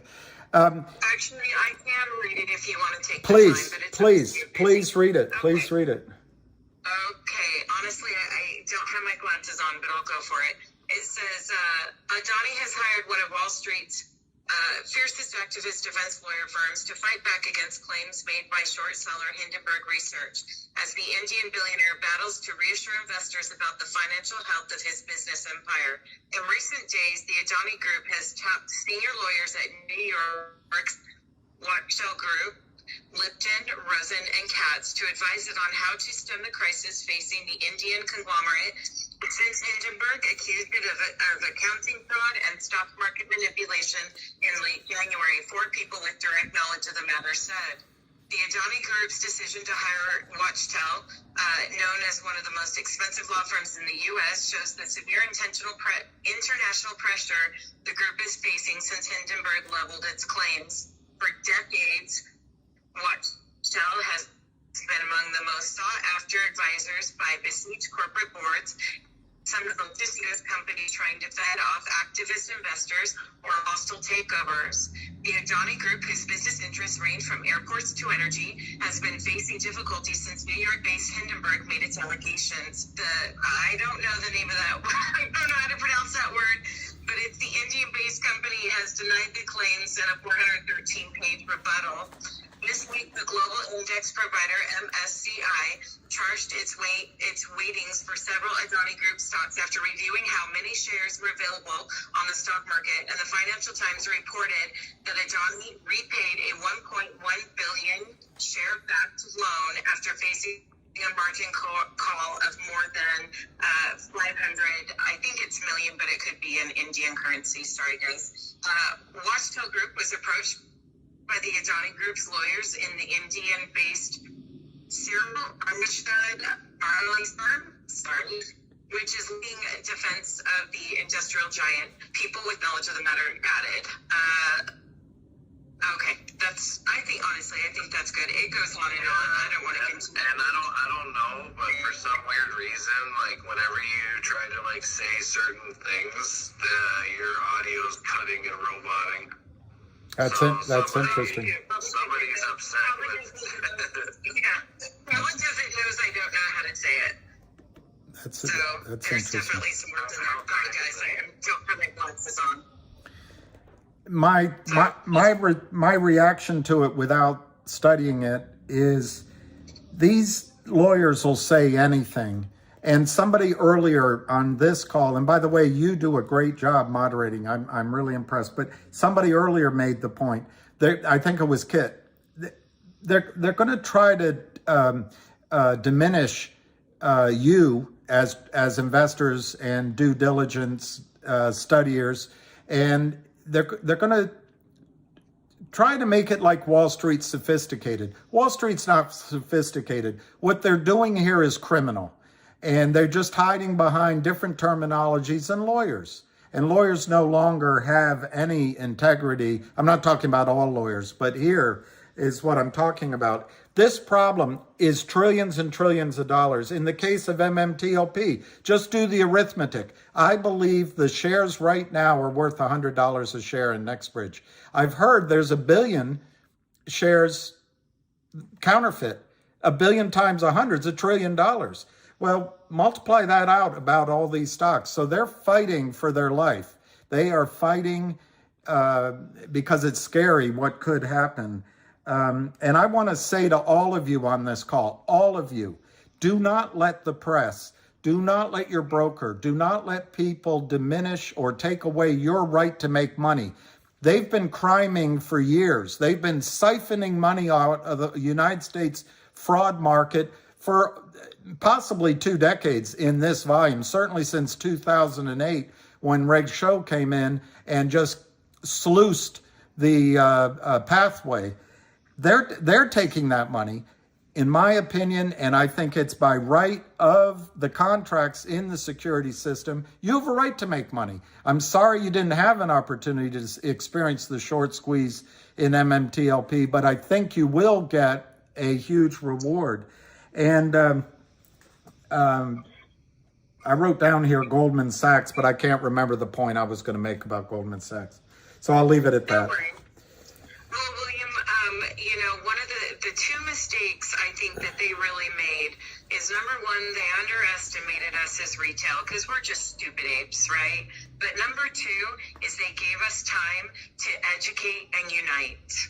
And that will plague them from now on, because we will take that knowledge and that drive and, quite frankly, that anger and take it to the next play and the next play and the next play, and they're going to end up regretting it deeply. So, and we appreciate all of your support, William. I watch your videos, and we saw you at Occupy SEC. I know you were terrific. We do appreciate all your support, William, and I'm not trying to kick you off. I'm not. I just wanted to let you know that. Well, I think the whole community deserves credit. I really don't think it's one person anywhere. It's the resilience and the ability to absorb the blows and fighting back of the community is amazing. And you guys, I don't know if everyone was there at SEC. You should be proud of everyone that was there. They were all fighting for you and good for you. So anyway. Yeah, we are. And absolutely. We have something really special here. And we're, as much as we're going to fight the naked short war, we're going to fight to keep this community together. And we are coming under attack. And what we do is we just shields up. We make our shield wall, and we just fight for it because we know how important it is. I want to go to Mardik because he had his hand up a while ago. Mardik, and then we'll go back to Alex. Thanks so much, Junk Savvy. How's everybody doing today? William, nice to see you here. Bravo. I wanted to draw your attention to Gandalf's post in the nest that Junk Savvy shared. If anybody hasn't seen it yet, it seems as if Mr. Mendel, the now former vice president of the OTC markets, seems as if he got a promotion to head of broker-dealer trades or something. Yeah, I think it's broker. Does anybody know off the top of their head who's the former? Yeah, pardon? The other market maker.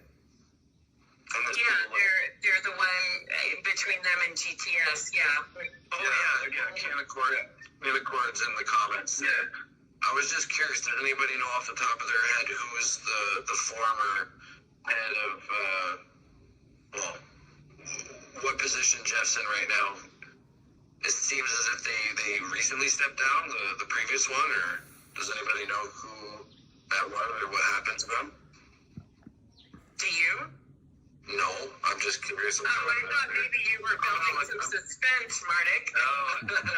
I'm trying to look into it. I'm just wondering if anybody knew off the top of their head. And if you look one post to the right, the thing that I posted, this is what I spent my afternoon doing. Does anybody remember this bearish thread this fellow put out? Oh dear, what's his name? oh, this person blocked me, so I can't get to the thread quickly. Are you talking about Cromwell? Yeah, I was gonna enter with oh no, I've been blocked by Midwest Eddie. Whatever will I do? Do we need to have another block party? Oh yes, okay. Next Wave EFT. Does that ring a bell to anybody? This person put out a really long, like, dedicated bearish thread on MMTLP and MMAT, and pretty much everybody that quote tweeted it, I went through. I still have a couple more to do, but I essentially just like posted that screenshot of Cromwell's tweet saying there were short positions and how are they gonna, fix their liability issue with NextBridge. And I was like, oh, this aged well. Yeah, I told him, I said, well, isn't that the golden question? Yeah. Because the 402 was never enforced, and the 424B was disregarded. Yeah. Well, either way, the Midwest Hedgie guy he blocked me. So just know we're on to them. It doesn't matter. Just wait. I mean, They're so triggered. Yep. GTII and CRT, they're going to have a digital coupon, and the shorts have no way of getting out of that. Well, you see that dip on GTII today? Yeah. And then it rips like to 175. Like, it's just a swing. Like, come on. The thing all the way down has just been manufactured for 3 to 4 days. Been manufactured. They use that $20 million waiting for that to come in. I understand. Being street smart, of course you're going to try to drop the price down. It's going to, you're going to get into that point. Yeah. There's one more thing. So came in. Go ahead, Will. Yeah, absolutely. And to touch on the education and accumulation thing, there's one more thing I want to add to that. Okay, so you have accumulation, you have education, but you also need awareness creation. So yes, that could fall under education, but we need to get people's attention first before we educate them. We need things to grab their attention, and then we can keep their attention by educating them. Does that make sense? Absolutely. We need more content that is going to grab people's attention, tug on their heartstrings a little bit, right? We need, and you know what? I think that's being taken care of right now by Winston and Patrick and I'd like to call them the production crew and Molly. Yeah. So we're working here. We're doing what we're doing. I spent a little bit of my time today just being a flood buster, right? A slayer of the bears. Just trying to call out these like ridiculous people. I don't know, but I don't know. I'm rambling. I'll shut up now. Thanks. So, William, just to let you know, Kit maybe as well, what Marduk is speaking of is we have an initiative called MMTLP Studios. And it's a group of production people that are putting together people's stories throughout the country. They are working with Netflix quality producers. Awesome. And let me see if one of them are in the room. GW's in the room. GW, if you're able to come up and tell William and Kit a little bit more about what you guys are doing, will you request a mic for me? Actually, I'm going to send you one. Let me see if we can get while he's getting set up, before I forget it, I want to say one thing in response to what I just heard, which is positive on GTII. I don't know how I connected it. I just wrote it down. I want you guys to remember, Wall Street is not monolithical. In the example of GTII, these guys are playing with fire, calling around to buy 19 million shares. All you need is one desk somewhere to say, you know what? Buy me 10 million shares of GTII up to $3, up to $3.50, up to $4. And then it causes it to run. And that desk makes money on the way up, not on the way down. So it feels like we're ganged up on by all of Wall Street, but the thing is they all want to make money. And as Alpine goes down, as the Kramers go down, and as there's desperation, there's going to be big desks that try to make money on the way up. And that's what's going to change the experience you're having very quickly. Yes, sir, that's coming. That day is coming. William and Kit, I want to introduce you to GW. GW is part of our MMTLP studios. GW, would you mind telling these two gentlemen just a little bit of what you and Molly and Patrick and Winston are doing? Absolutely, Drug Savvy. Thank you. Yes, so as a matter of fact, I just got done putting the finishing touches on a pitch package for Busy to produce, to create funding for the documentary, a full feature-length documentary. So I'm going to share that with my MMTLP Studios team prior to sending it to Busy for his review and sharing with his people. But literally, just as you called me up, I was just making the PDF to prepare to send.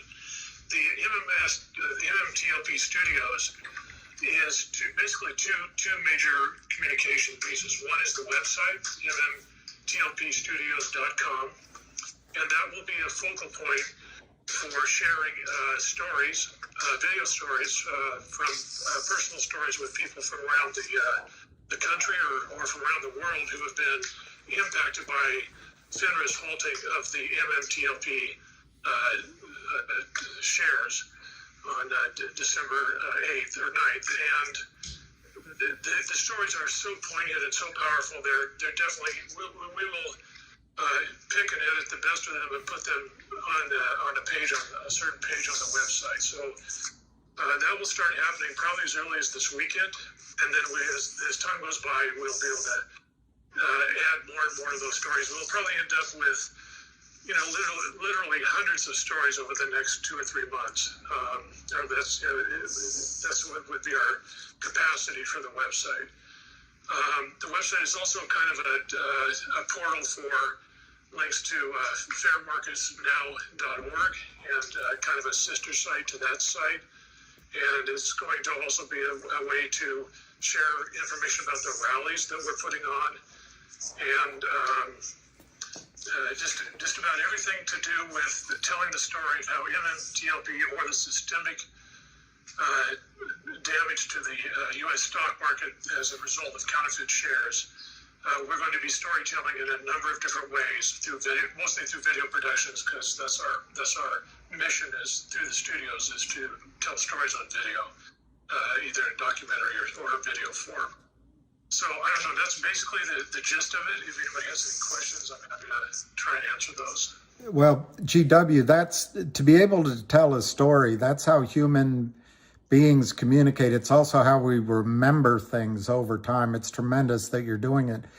I would suggest to you, and I don't have the exact word to use, but what's going on in the securities markets, MMTLP, it feels like it happened all at once. This has been going on in Torchlight and MMTLP for a long time, but I watched it kill the entire oil business and a lot of smaller oil companies. It's been going on a long time.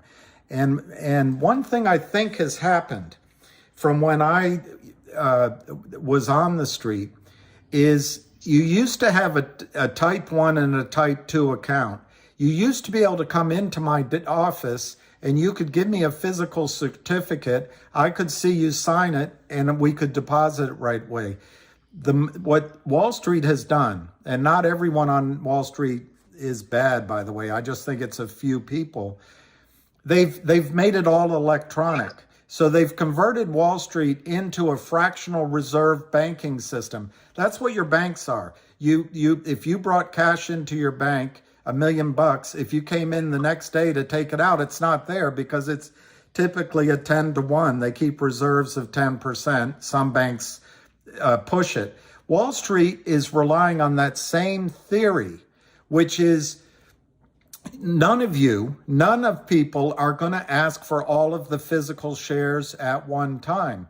So they can increase their assets under management without doing any work, increase their commissions, increase their other fees simply by taking your cash, putting IOUs in your account.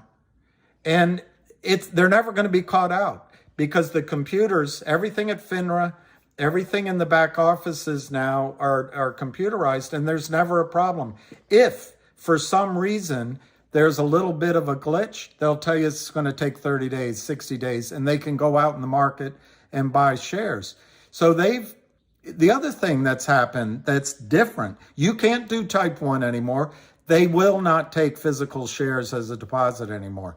You have to be in the electronic system. So you, as a shareholder, have no idea what's in your account. Is it real shares or fake shares? And guess what? It doesn't matter. As long as you start thinking of it as money, my account is worth this much, I bought the shares, I can sell the shares, they count on you never knowing that what's in your account is fake. Now, what this implies is that broker-dealers are complicit in the fraud. I think the first time or the second time, or what's happening with MMTLP right now, they're going to say, we didn't know. We didn't know. But the fact that they didn't get delivery, they didn't force delivery, they didn't buy in, means essentially they're complicit in this. And I guess what I'm suggesting to you is one story theme could be that the United States securities fraud system is now a fractional reserve custodial system, a fractional reserve security system without permission.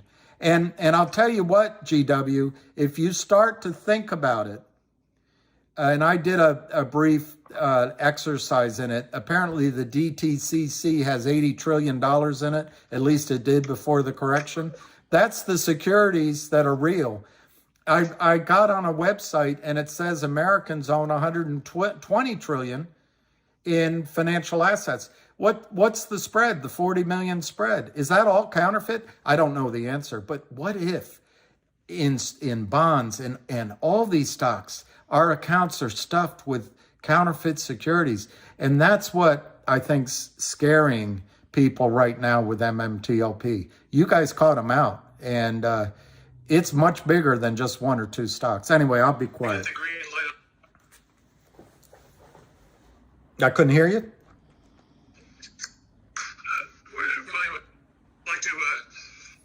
Follow up with you if we get the green light on the project, because I think in terms of the screenwriting for the documentary, I'm going to be tapping a lot of people like yourself who have an expertise throughout the how prevalent everything is in the market about the counterfeits and the impact on systemic risk to the market. How much money do you need for this? Well, the current budget I have is around $500,000. So if we all send some money, we can help you, right? Well, yes. However, the money comes together, but that's basically the number I've come up with for now. Is a working initial budget. The more that it moves down the track a bit, people start saying, "Well, yeah, but it'd be better if you do this, and you also add that, and then there's the other thing." Then the budget might get changed, but I don't. It's way too early in the game. I literally finished the budget this morning, so it's been fast moving because Busy asked me to come up with something about 4 or 5 days ago. So I've been putting all the package together, basically nonstop since then. Plus building the website, the studio's website. So it's been a crazy time, but it's getting done, and I'm feeling good about everything. I was in. Thank you so much for putting all your time and your talents together to do that. William, go ahead.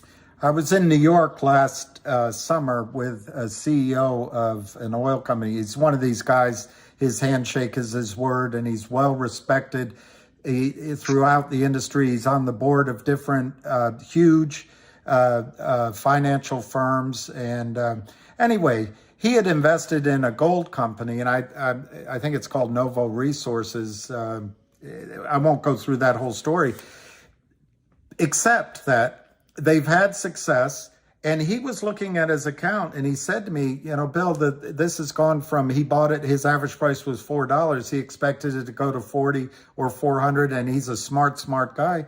And his stock was under $1. And I said, I won't say his name, but I said, you know what's happened here? They're criminally selling shares short, and they've just wiped it out. My point is, this is what he said to me after I explained it to him for half an hour. And he looked at me incredulously, and he said this one thing: how would they let that happen? And I walked away from the dinner thinking, that's exactly right. Most people don't believe that whoever they is, and in fact, is there somebody that you can turn to? But everyone thinks that they won't let this happen.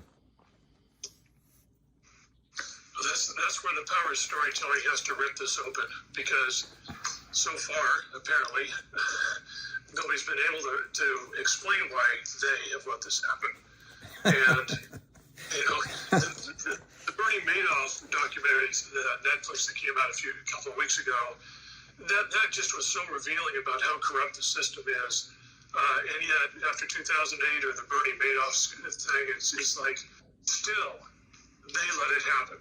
They are letting it happen. And I don't know any other way. Like you said initially, you said, you know, storytelling is one of the most powerful ways that we can make change. Absolutely. Inspire people. So I mean, that's my plan.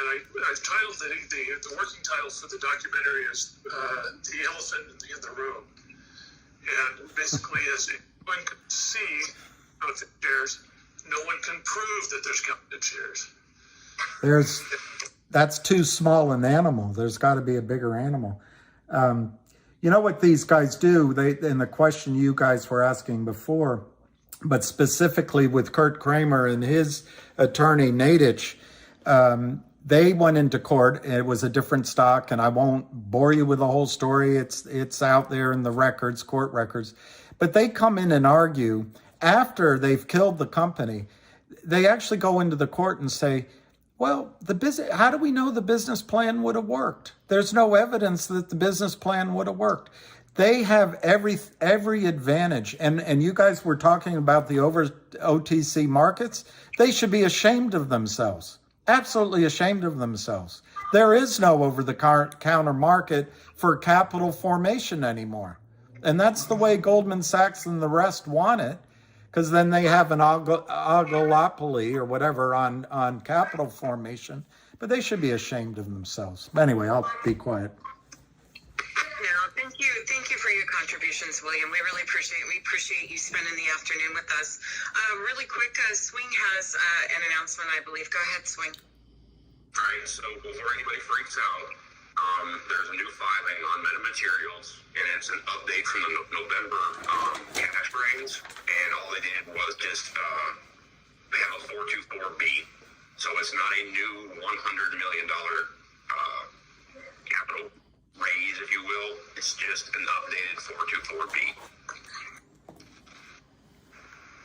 Wayne, do you want to explain what a 424B is used for? Me? Sure. So the 424B, what it does is a prospectus filing that adds only pricing information that was previously omitted from an effective registration statement pursuant to Rule 430 Alpha. It must be filed on the second business day after pricing or first use, whichever is earlier. Okay, thank you for that. I can see that the stock reacted when that was issued, so it's nice that we have people within the community that can squelch the FUD pretty quickly, so thank you for that. Okay, Busy, go ahead. Yeah, I just want to touch back on what GW was speaking about, and I am happy that he is actually moving forward with that. You have my full support. I am going to try to do my very best to see if we could get some funding behind it, but I'm also still working on this GW. I'm in the background with several others. We're actually trying to get Christina Copeland on a space call. And that should be up on the NAS shortly. hopefully we could get Christina behind what you're doing, GW. So I'm just letting you know that I'm trying my very best, and so are others, right? In the background to make it happen, sir. Thank you, Busy. I really appreciate your support, your help on this. It's such an important thing for us to achieve. One way or another, we need to try and get this done. Awesome. Thank you, GW. We appreciate you. William, just wanted to let you know that your mic is muted, so if you need to make a comment, you'll need to unmute your mic. Marduk's hand is up. Marduk, go ahead. Hey, I just overheard swing. Yes. Was that an adjustment? It was a correction to a filing, the previous filing. So they only want to raise 100 million now, not 250. It was the November 8th filing, right? I'm just looking at all the filings right now. Hang on. Actually, it's showing as November 10th. Let me look.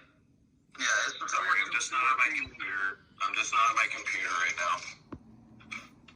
That's the 424B that FINRA disregarded, which you're supposed to allow time to reconcile shares, and that was disregarded by FINRA. On the 9th, the day after the 8th of the heavy spoofing that went on.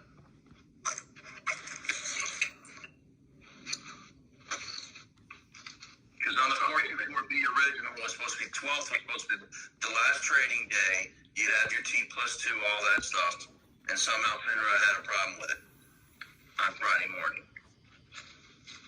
Yeah, no doubt. But I do see what you're seeing, Marduk, is the filing on in November was for 250 million, and the one today looks like it says 100 million. So I'm not sure what that discrepancy is. Okay, I'll look into it. Yeah, not my strength reading SEC filings, so I'll let the people that are good at that do that. Well, everyone, we do have okay, thank you so much. Appreciate you. We do have some space available at the mics. If any of you have any questions or comments for William, or it looks like Kit just disconnected, but if you have any thoughts for William, or just general comments about the recap of Jeremy's town hall today, or what you're going to order at cocktail hour, please jump up and grab a mic and share your thoughts with us. Optimuse, did you have a comment? I'd like to speak just very briefly. There's obviously a ton of material to cover on this subject, and I think that distilling it down to a couple things can be helpful. First, I've been arguing against the term naked short selling for a while because I feel that there are too many people that feel it's some kind of technical jargon that refers to a particular strategy, and there's some reason for it. And I think that what's going to resonate with the public, which I think at the bottom line is what's going to drive real change, is going to be counterfeiting. Because we all know what happened in the case of a young man whose life was taken because he was suspected of passing a $20 bill, and yet we're seeing Wall Street crooks issue counterfeit shares through all kinds of mechanisms on a day-to-day basis, and it's probably now in the trillions of dollars. We're probably outside of the billions of dollars collectively, because it has been going on for over 20 years.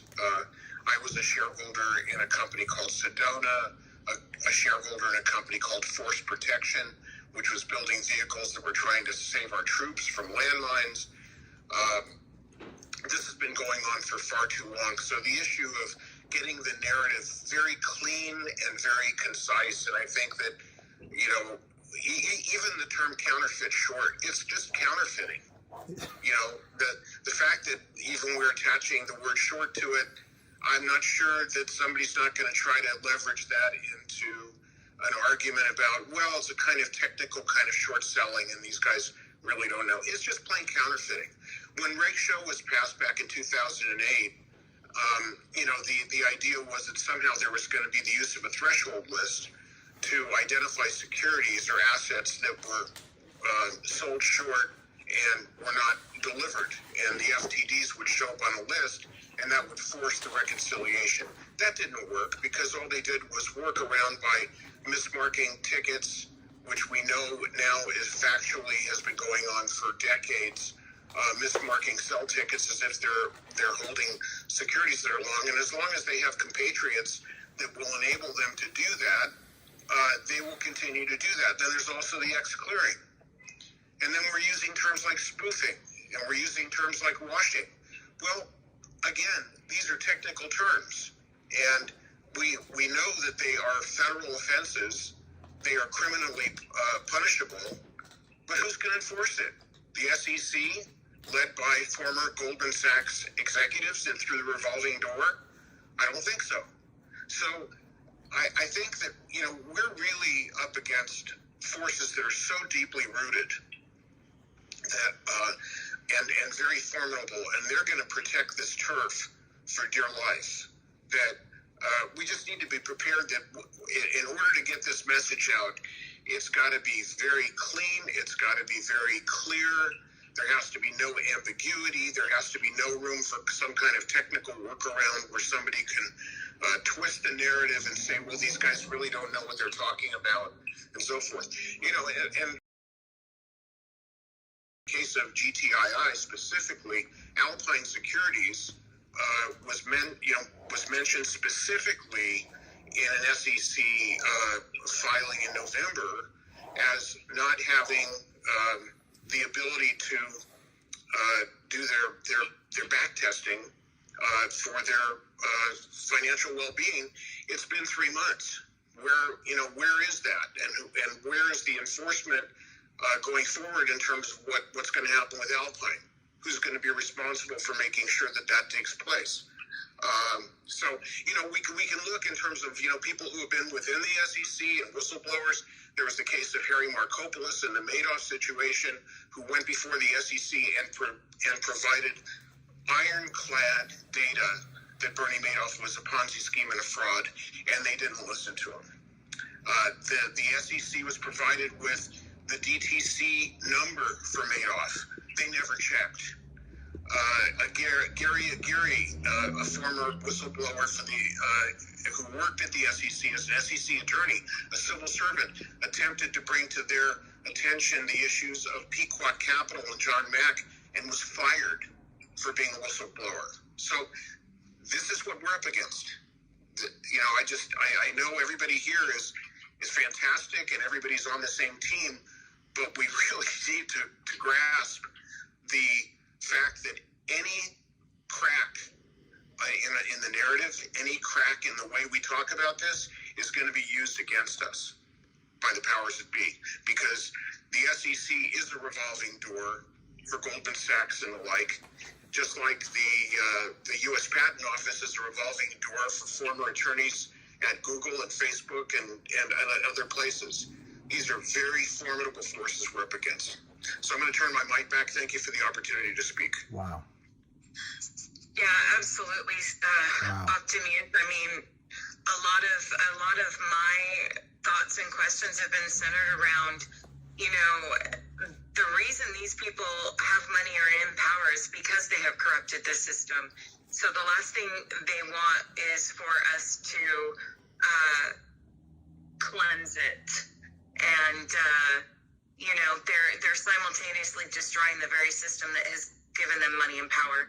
But we've got to do something. I just don't know, honestly, what it's going to take to affect long-term change. If anyone has some comments or thoughts on it. If I could just quickly respond to that was just absolutely excellent. And I forgot the name. I tried to write it down. But that was a superior summary of what's happened. The fact is, it is just stealing, as Wes said. It is only counterfeiting. There is no strategy here except stripping money. And I'll give you two answers to your question. One is, I think you cause people to worry, individuals to worry about this simple thing. What is in your account? Just get them worried. And that'll start the snowball happening. Secondly, we need, in my opinion, to focus. We're fighting a brilliant battle. We can't really do much more in terms of trading right now on MMTLP. If we can get one of these criminals and one of the stocks to go, the only way to hurt Wall Street is to take their money away from them. And in the case of, for example, GTII, it is one naked short that no one cares about. So you get him arrested and in prison, it'll stop it across the street. Same with CRTD. It's Kurt Kramer in the case of GTII. With CRTD and Finger, by the way, it's the Lind Partners. You catch one of these, they don't want to go to prison. They lose $100 billion for Wall Street, and all of a sudden there'll be new rules written overnight.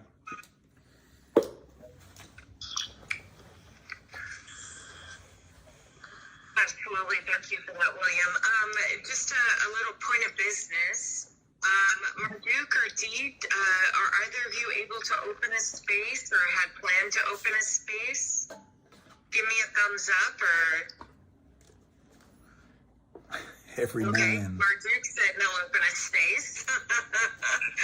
So, yeah, I just wanted to thank everyone for coming to the recap. It is Friday afternoon at approximately 5:30 Eastern Standard Time, 2:30 for us Westies, and we have over 500 people in this space. So I just wanted to thank all of you for coming. I wanted to thank Jeremy for coming, Frank, of course, the amazing William, Kit, thank you, GW for speaking, Patrick, sharing with us, MMTLP Studios, and for all those other people that had questions, thought-provoking questions and thoughts. You are the people that absolutely drive these spaces. So our host has his hand up, so I'm going to pass it off to our host. No, thank you, Drug Savvy, and thank you, everybody, for tuning in. More great news to come in the future. William, get with me on the DMs, please. That way we could exchange info. But other than that, thank you, Savvy, and thank you, everybody. And we're good. Whenever you're ready, you can open up that space so we can send everybody over if they wish to go to your space. I'll just say that every man has a place, and in his heart there's a space, and the world can't erase his favorite fantasy. Take a ride in the sky. Anyway, thank you very much. That's Earth, Wind, and Fire. Don't leave yet, William. I want to William dropping bars, dude. Okay, I won't leave. I thought you were hanging up. I won't leave. I won't leave. I think Robert has a question for you, William. Go ahead, Robert. You have the mic. Yeah, William, I don't want to be conspiratorial, and if I'm getting that way, that's going to cause a problem, stop me. Have you discussed with him the ability to get with some whales in GTII and feed the market on Monday with buys or whatever it takes to get GTII to go? Because that's, I think, a quick way to get some attention. Well, the problem is on our side, you know, the good guys, we can't conspire, we can't collude, but the criminals do it all day long. That's what I was worried about. But the good news is, I already said once today, but I'll repeat it, that 19 million share order is dynamite. It's like a keg about to explode.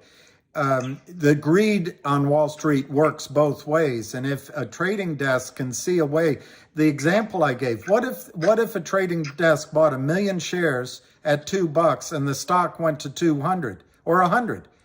They make $100 million. The greed will come in. Also, there are whales buying. I will tell you that. There are whales buying. Okay, thank you, everybody. While we are waiting for Murdoch to open his space, does anyone else have any more questions for William regarding GTII, MMTLP, the bar scene in DC? I went on a walk with you the other day, William. I watched your video when you walked us. I believe you were on your way to visit your sister for a birthday dinner. I was. Yeah. How was it? Oh, that's a great, is it Rakia? That's a great restaurant.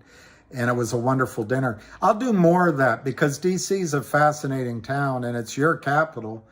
And it might be more interesting than me sitting here in a little room. So. No, absolutely. I've spent just a little bit of time in DC, but honestly, not recently. But I do remember that they have a lot of good, fantastic restaurants. Not just the sightseeing, but really good restaurants. So.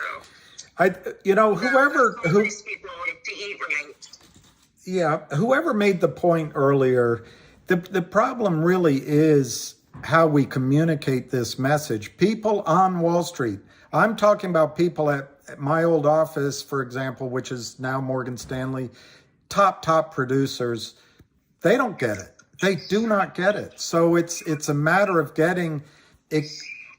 It's people who respect me look at me like I have two heads when I start explaining it. So it is a matter of somehow, and I love the discussion of coming up with a new way of framing this. And counterfeiting, I think, is great, but it might just be stealing. I on one of my calls and I think on an interview, I said, because Maxine Waters used to run the committee in the House. And by the way, I'm going to try to reach out to Jeff Sessions because I met him, and so I'll use that. But she doesn't realize that. I actually think it's Pete Sessions. Pete Sessions. Yeah, You're right about that. It all gets confusing. I was in his office at a gathering, so I'm going to follow up with him. And he sent me a picture signed and all that. So I'll use that if I can.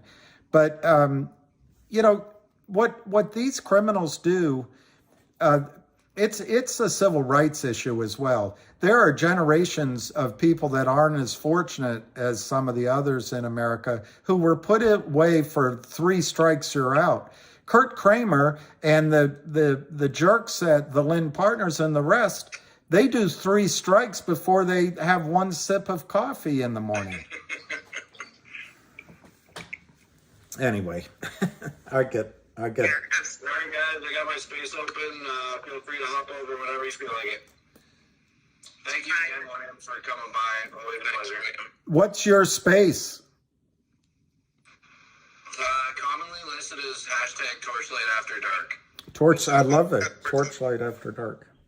So honestly, William, it's a place for us to go and to wind down and to laugh and have a good time.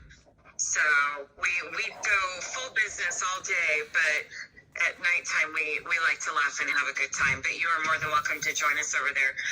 Really quick, folks, before we shut this space down, we do have a hand up in James. James, the mic is yours.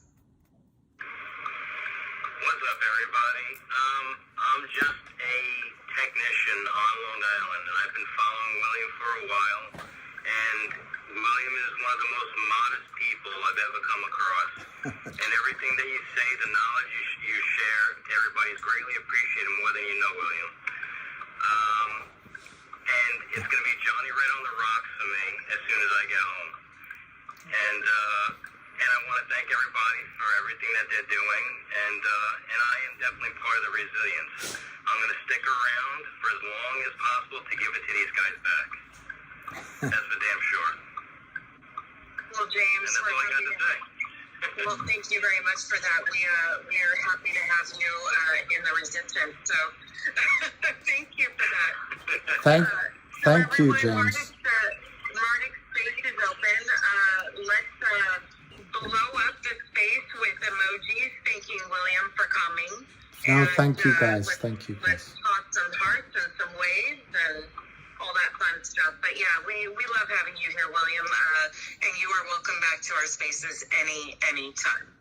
Well, I love that you invited me, and I love all y'all. Hey, William, I just sent you that link to Marduk's space. Okay, I got to walk my dog, but when I come back, you'll still be there, I'm sure. Okay. Thank you for Peace. joining. Really quick, everyone, before we shut the space down, if there's anything in the nest that you would like to retweet or download, go ahead and grab that really quick. A couple of links up there, the information Gandalf put up, that I put up, that was about the quote-unquote promotion. So if you want to grab any of that, grab it, and then we're going to shut the space down. So, Busy, do you want to count us down? Sure. 10, 9, 8, 7, 6. See you later. Okay. All right, they closed it, and now it's 5:30. VO Warrior. An Irish goodbye. You know, I practice the Irish goodbye. An Irish goodbye is basically walking out the back door without saying goodbye. I do it all the time. But a lot of people have to say goodbye to everybody, and it's like, oh God, can we just go?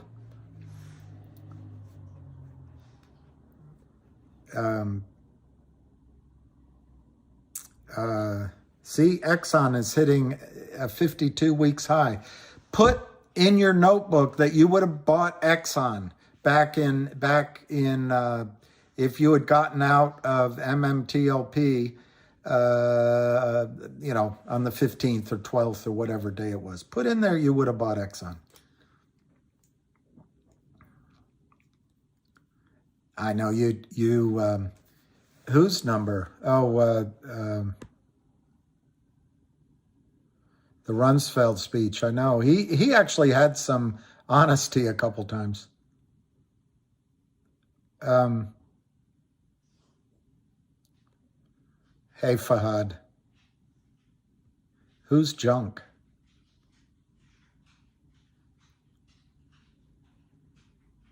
$500K. That's a lot of quid, isn't it?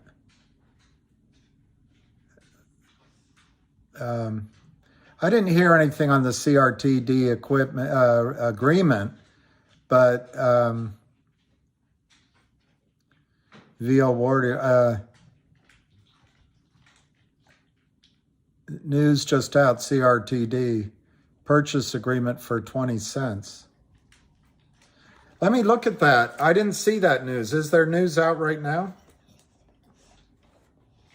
Hey, lucky boy. I wasn't watching my screen, so let me see.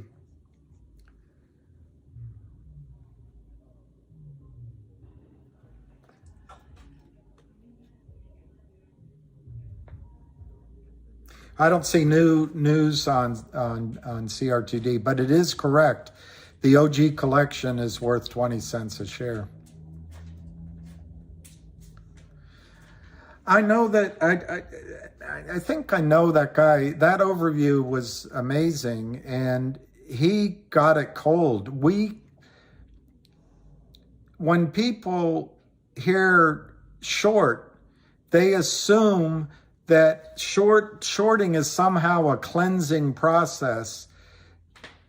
And, you know, legitimate shorting, when you have to locate shares, borrow them, or you anticipate delivery, that's a different thing. But when you're just counterfeiting shares, the blue sheet, Vansi, is a tool, an enforcement tool that the SEC and FINRA have, where they can actually go in and ask for time and sales and dig deeper than that. They can follow the money. There's all sorts of data they can collect, including who did it. And it doesn't mean they're going to enforce it. Doesn't mean they're going to see what we see. We do need new language. And Junk Savvy is the hostess with the mostest. We are Chez Resistance. Chez Resistance is used to be on our calls anyway. New language for shares, that's a good point. Because they're not shorting shares. It's just a counterfeit bill.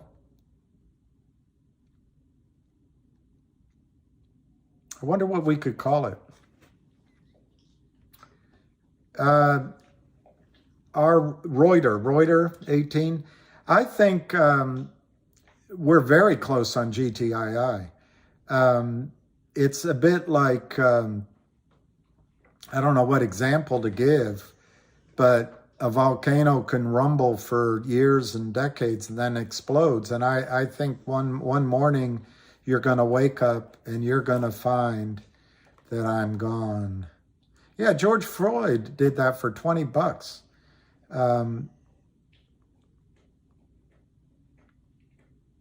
Yeah, Lucky Luciano, I agree if we could do one ticker first, but we cannot collude. We have to follow the rules. But that's why I got so frustrated with what happened in the end of November and December, because I think GTII was going to go. Oil soared today and GTII was left behind. Well, as far as I know, GTII doesn't own any oil. I was in the World Trade Center VO Warrior several times. I was in I think it was called Top of the Town.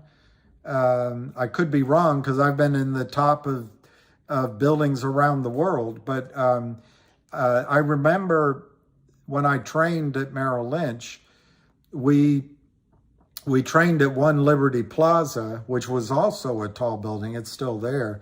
And you're up in the very high part of the building, and the buildings are bending and the doors are creaking, and these massive skyscrapers are built to sway in the wind. And it's like, ugh. But I remember, for the women there, I apologize. I remember using the urinal and everything at the World Trade Center, and everything it might have been the drinks I had.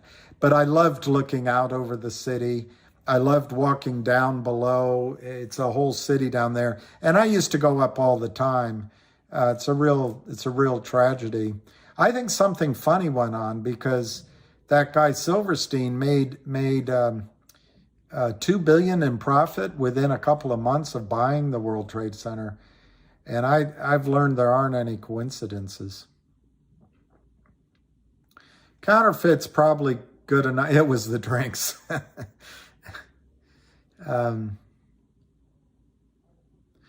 I think the World Trade Center, and I don't want to get into conspiracy theories, but it was building, I think, number 6 or building number 7. It didn't get in the news. I think Dan Rather mentioned it once. But in that building, thank you, Samki, for the super sticker. In that building were all of the SEC records on Harkin Energy. And at the time, they were going after George W. Bush for insider trading with Harkin and our Busto Energy. And all of those records got destroyed, and that building went down. It didn't get hit by a plane. But anyway, it's so long ago. Windows of the world, that's what it was. I think I'm talking about, they're at the top of the DFIC, it's not called that, Emirates Towers. No, that's called The View. That's called The View. I don't know where top of the town is. I don't know where it is.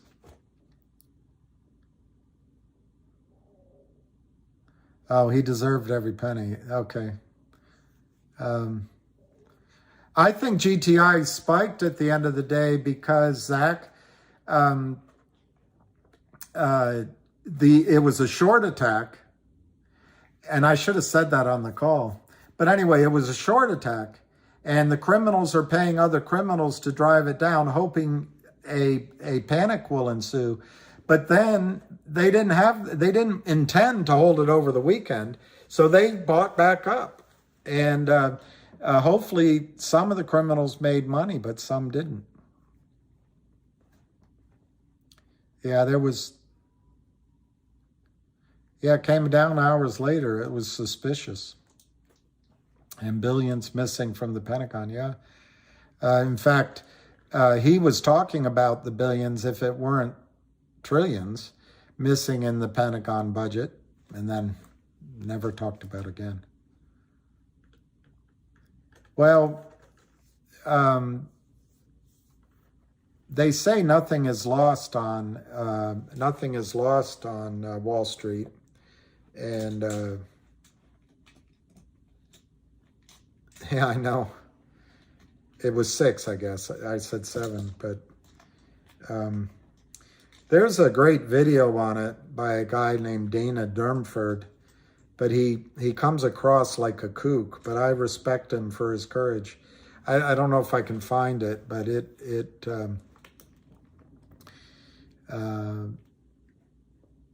yeah, the next day, but man, guys, it's you can't talk about that kind of stuff.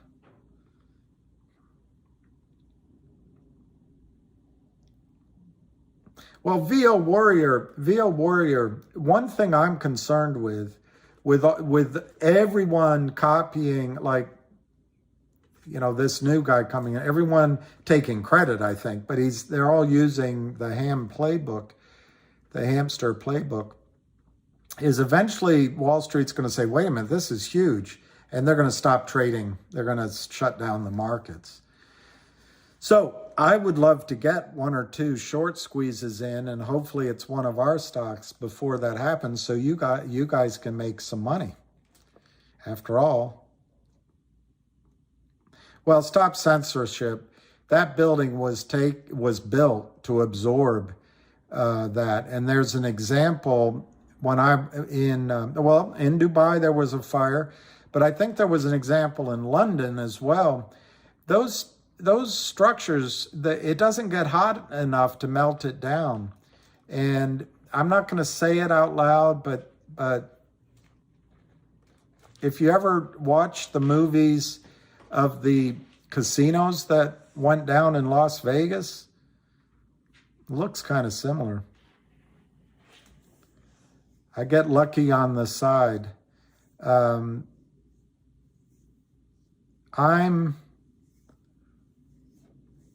I don't know the answer to that, Afro. I don't know the answer to that.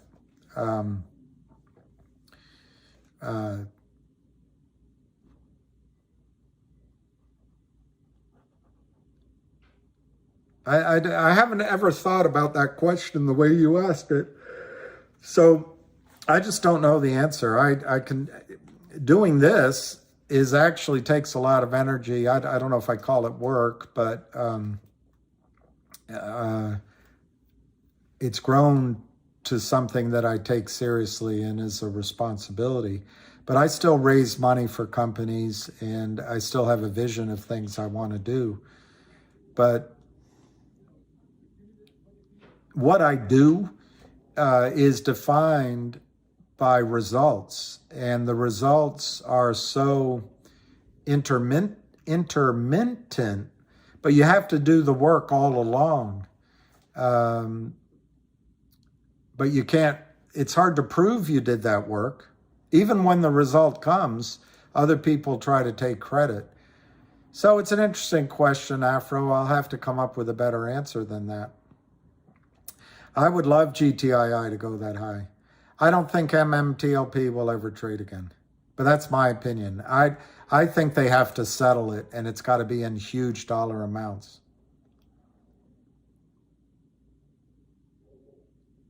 The stock exchange was halted, and no one...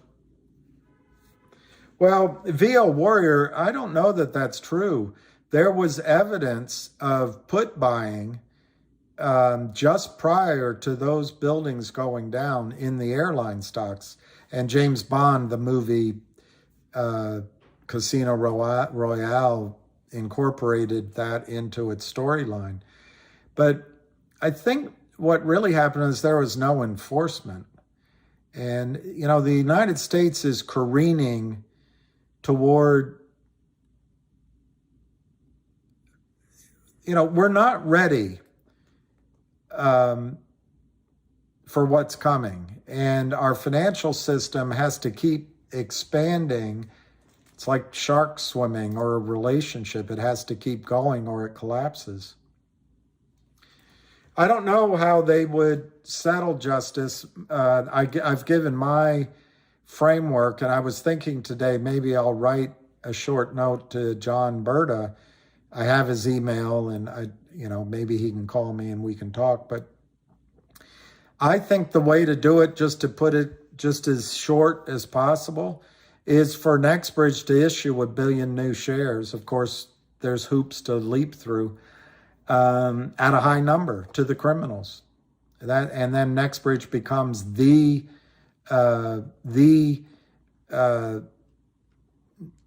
jewel of an oil company in the United States. But that's how I think it gets solved. Now that 2 months have gone by, my issue with it opening up for trading, it might still, I could be surprised, is how do they get rid of the threat of lawsuit? There's so many lawyers involved. If it had just traded those 2 days, there would have been no lawsuits. But now, how do you get a release from all the different parties? Perhaps you set up trading and you say, if you trade your stock today, de facto, you're agreeing not to sue. But I'm not a lawyer. I don't know how you do that. So to me, the only way lawyers are going to agree to anything is if there's releases and settlements. And that's why I think it has to be done as a global agreement that solves everybody's problems. But Ham says there's only 2 ways. One is in the gray market, and one is in the you just open the trading again with restrictions like close only. Is that my take? I think they want us to go to a no cash system. I don't think it'll work. I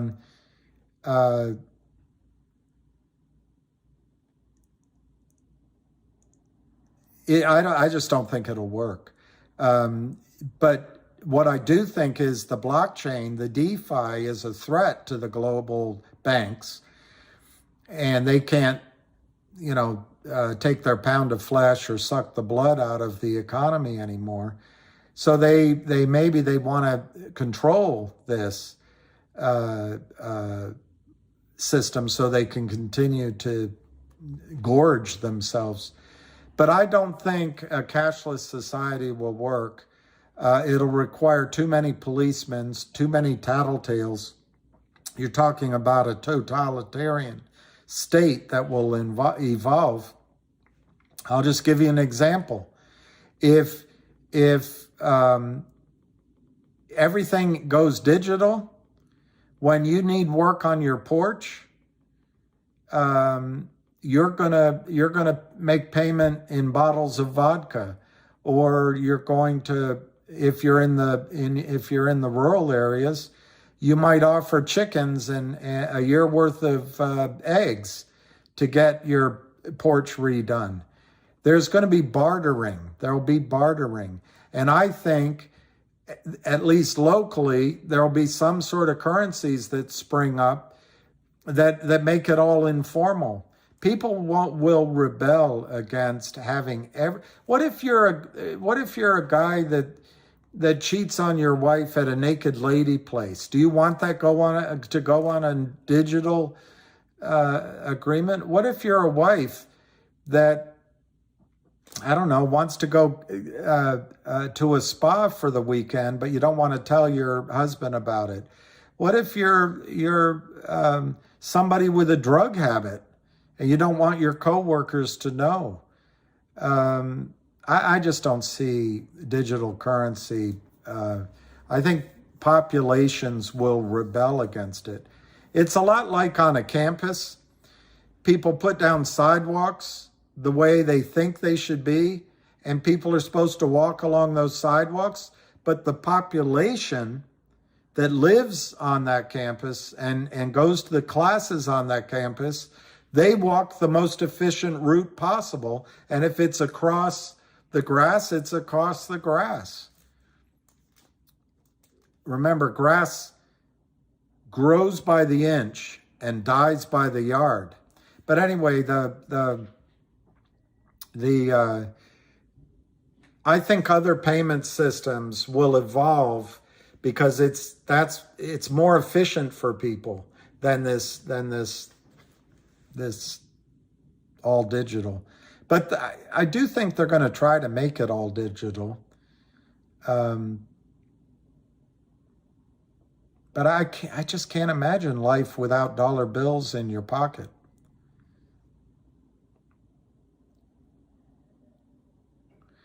Oh, Tom, I don't know.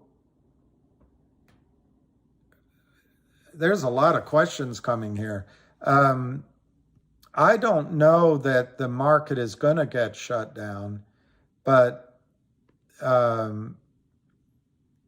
if it is my worst case, I think the worst case is you'll get your money back, or they'll try to calculate, because there's lawyers involved, some loss that you had on top of the money back, but there won't be a short squeeze. It'll be settled in the courts, but you won't lose, Tom. You're not going to lose.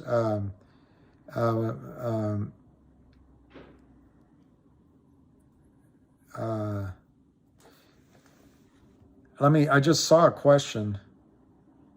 Well, I know, Lou, in London,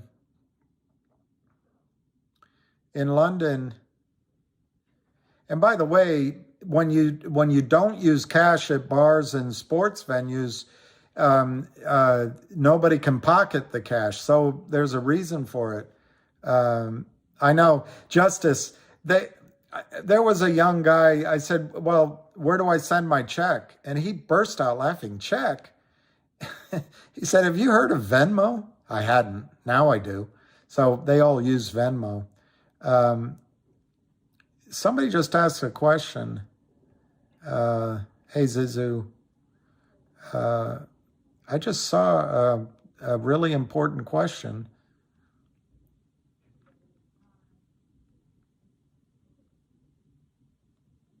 I think it's all, that's the problem. It's all, what are some suggestions to invest when, well, let's make our nest egg before we start talking about the next things to invest in. But there are things to do. I don't know what you're saying, M. Casey. I don't even remember what I promised. I should start taking notes. That same boss, he'd always say, Billy, he'd put his hand like this. He'd take his cigarette. Billy, he'd put it down. He'd say, Billy, always do what you say you're going to do. I missed, well, Stream Benji, I don't know what you mean by it, but I worked my way through college, and afterwards I painted houses and I worked restaurants and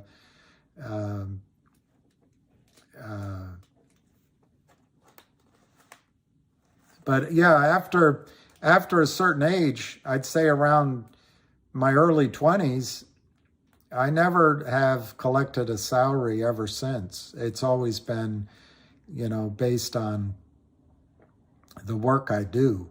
So I guess if you take it from then, I've only been in finance. Eggs. Well, Jim,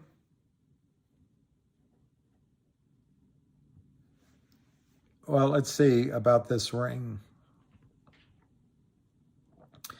Well, yeah, I was never against cameras, but I understood the civil rights reasons against them.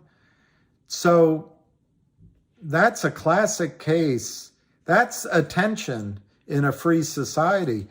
For example, when I first moved here in DC, my car got broken into 2 or 3 times in a row. I wish there had been cameras. On the other hand, cameras like the CCTVs in London and East Germany, there's a great movie about East Germany and all the cameras. I forget the name right now. But they can follow everything. So you lose your freedom. But, there was a question somebody asked that was really good, and my feeble brain can't remember it and I can't find it, so I apologize. Well, Greg, you cannot collude. You cannot have, I can call several people and say Monday is, you know, I think GTII is going to run. I don't know when. It might be next week. It could be a month. But everything's in place.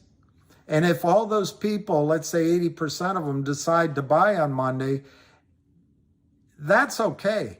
But I can't say, hey, why don't all 12 of us get together and we'll all put buy orders in? That's collusion, and that's against the law. And they'll come after us. But the collusion that the market makers do, they don't come after that.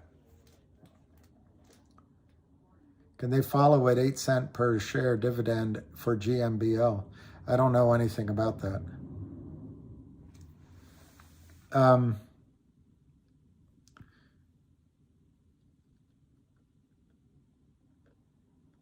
Well, imagine if the government censors. Imagine if you smoke cigarettes and you buy a pack of cigarettes and the doctor has told you it's going to affect your insurance. I mean, or a better example would be a guy like me. I don't smoke. But when I'm in London with my friends and they pull out a Cuban cigar, most of the time I say no. But every now and then I just can't resist. And, you know, it might happen once a year, or once every 3 years. But imagine if they take a record of that. I don't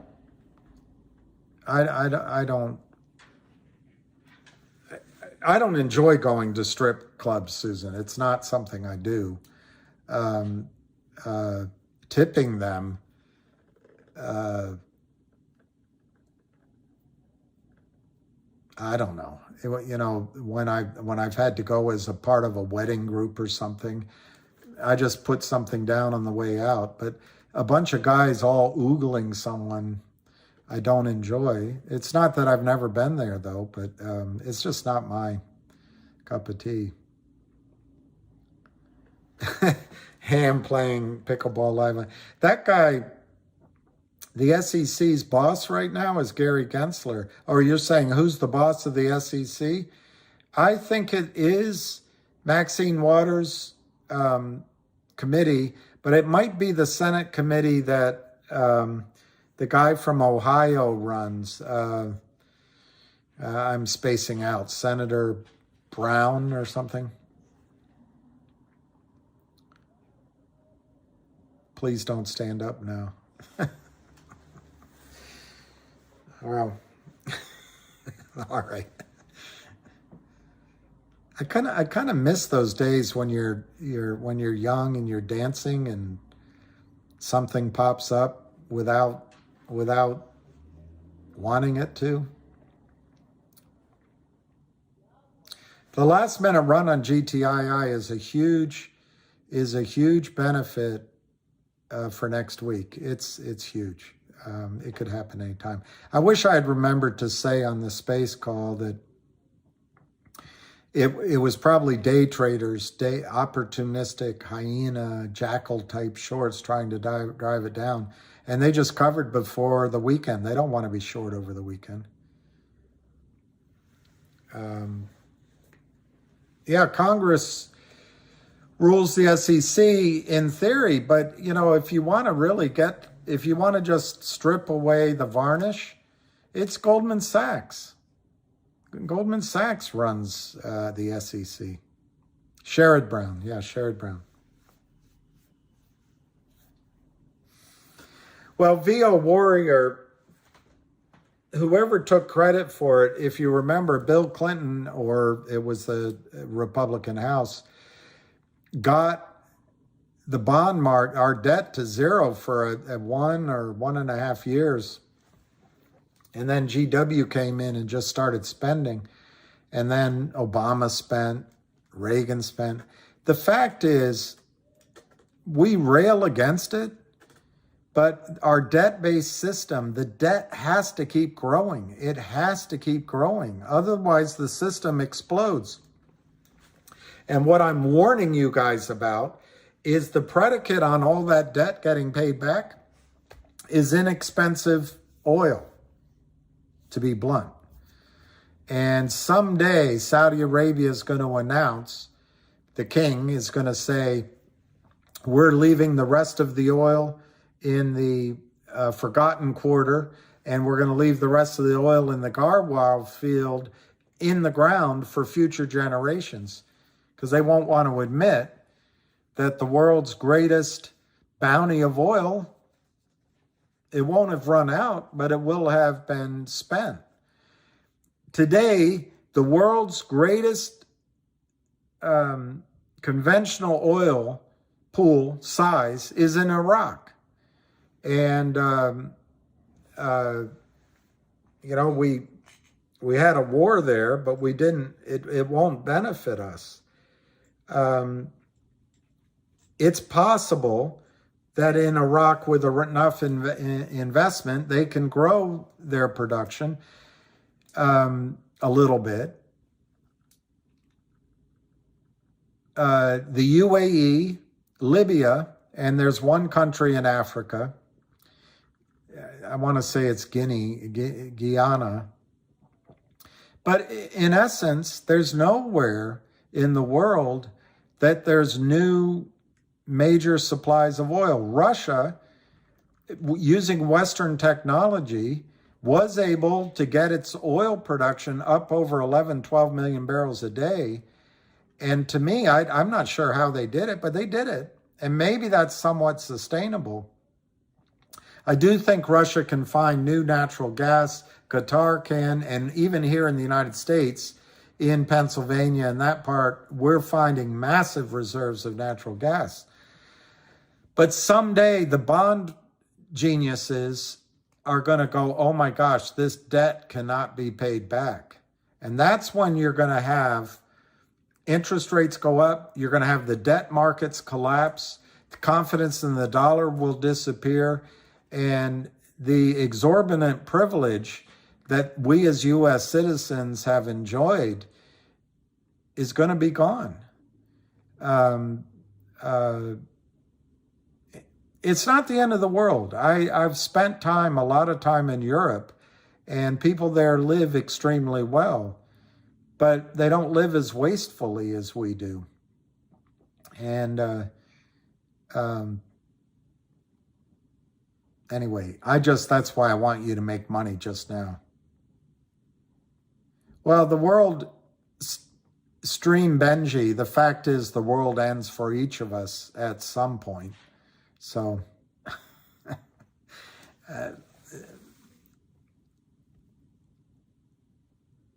the 7 years of tribulation. Well, listen, if you're Saudi Arabia, and as an example, the United States starts talking woke stuff, or we start criticizing the new king, MBS, for this journalist who it's very likely something happened there. He's going to say, why should I have the protection of my family from the United States when China doesn't care? India's got an army. China's got an army. They've got weaponry that's actually in some ways more sophisticated than ours now. Why should I tie myself to the holier than thou United States when China doesn't care what I do domestically? It's a good question. Plus, China's growing, and as much as we want to believe that the United States, I still believe in the United States, and I still believe we have a powerful economy and a powerful idea.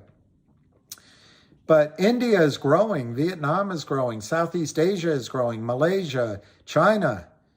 That's where the future of the oil demand will be. And Saudi Arabia will always be a wealthy country. They will always be able to produce oil.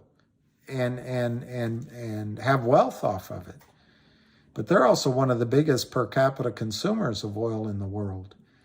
So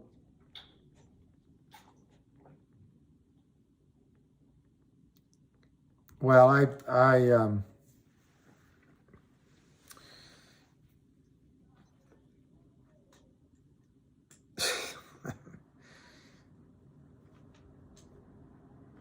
I don't want to judge people in strip clubs. I think it has its purpose. Obviously, it's gone on for the entirety of mankind's existence. But it bores me. Bores. Yeah, it looks like Israel does have oil. That's what Golda Meir once asked. If we're the chosen people, how come we didn't get oil? It went to all our enemies. It looks like they have oil. But you know what? The battle over the Golan Heights and that sort of area of Syria, apparently there's oil there. And anyway, we'll find out. Well, Newfie, I have a Chinese client who I have the enormous respect for, his hard work and his intelligence. He told me, it kind of broke my heart, and this is a few years ago, that China had this social score and that he had, you don't know who it is, so I can vaguely describe it. He had guaranteed an investment on behalf of one of his investors, and he was doing everything he could do to make sure that got paid back. But he wasn't as wealthy as his investor because of this social credit score. Well, then with horror, I read that, I think it's Merrill Lynch and one of the other banks, they have a social credit score now. And I'm sorry.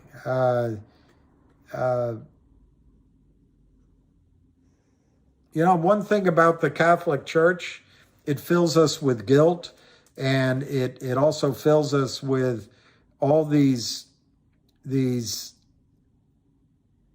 things we shouldn't do and a way of looking at life. But and of course they say you shouldn't do that, but they don't come regulate your life. They don't come watch you every step of the way. And I don't think that's the way it should be. Well, I don't know where the answers lay or lie. Been giving that a lot of thought.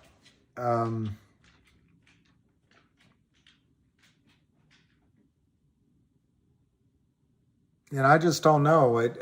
There is, the Lord said that the answers, are within you. But I also think you get answers from other people.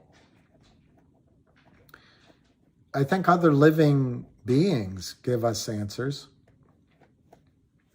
And I think certain genius comes at times directly from above. I mean, who composed Ave Maria, for example? Or who had the flash of genius to come up with flight, or all sorts of things? I don't know. I don't know where the answers come. 2 to lay, 1 to lie. Finally, I'm getting educated, S.K. Tobert. 2 to lay, 1 to lie. So I lie down, they lay down, and if it's lawyers, 2 or more lawyers, they lie as they lay.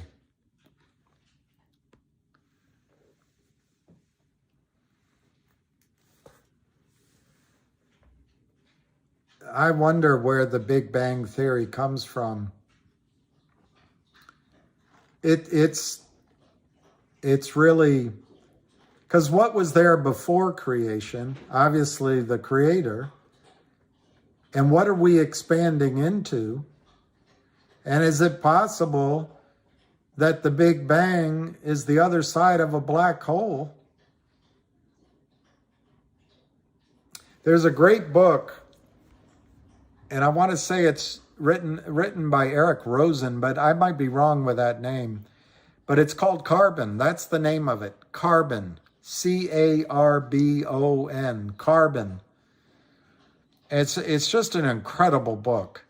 He takes you from the moment of the Big Bang, and he traces carbon in the universe and other elements, then to the earth, and how carbon was deposited so that we have the life we lead.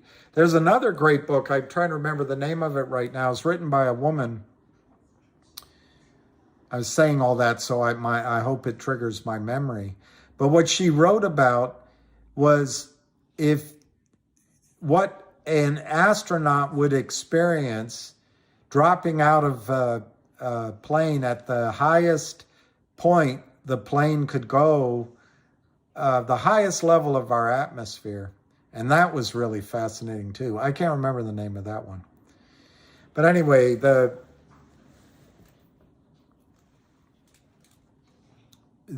idea of creation and the spans of time, it's incredible that our brains can even comprehend even a bit of it.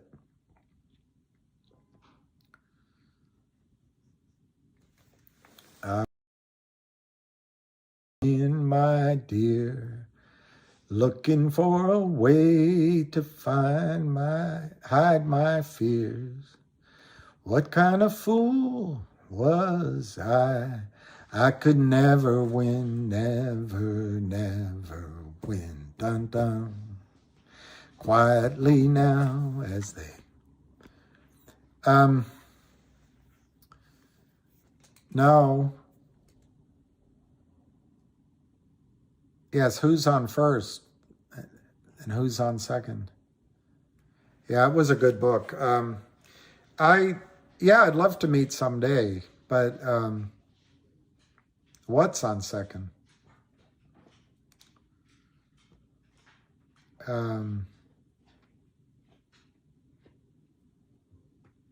Yeah, I look forward to reading again. I don't know, I think. That's good, Lee. I don't know, I think. That's pretty good.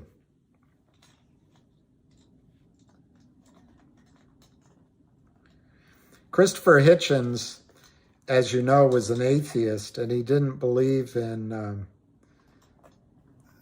God or religions. But he wrote a book, and I've never found it. I'd like to find it. He just took everything that Jesus said in the Bible. I'd love to read that. Hitchens was a great memory, great writer, great thinker.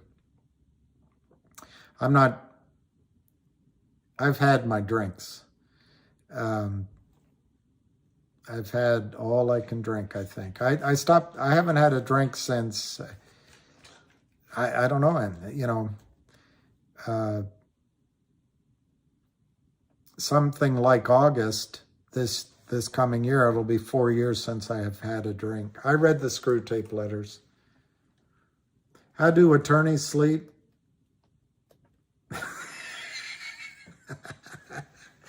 Via Warrior. I wish my dad were still alive. He'd laugh. He lies on one side and then he lies on the other. Yeah, the next Occupy SEC. You know what I'd like to work out? She corrected me on his name. Pete Sessions is, I'd like to set up a conference here in DC. And I talked to Mike the Marine about it. For maybe it's a Thursday, Friday event. People fly in Wednesday night and they leave Saturday when the flights are cheap or something. But I'd like to organize it around Pete Sessions for our cause. And I'm going to see. I've got to write him a letter. I said it perfectly? What did I I don't know what I said perfectly. I do very things perfectly. I bought Creature from Jekyll Island, and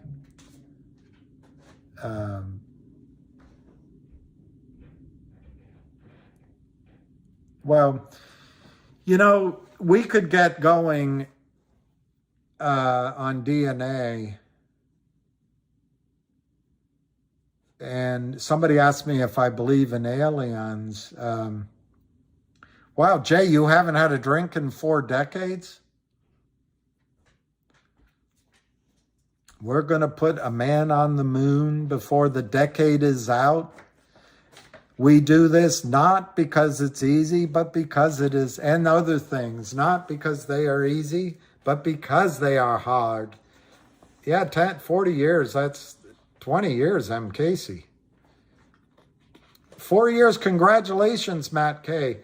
One thing, just to put it politely, it's been a long time I've been on a date without a drink, so to speak. And that's weird. But I don't think I really miss it. I miss the camaraderie, but a lot of the camaraderie is false anyway. I don't know. Oh, is there one in March? We'll have to look it up. But congratulations, 2-9. That's 4 years. That's amazing.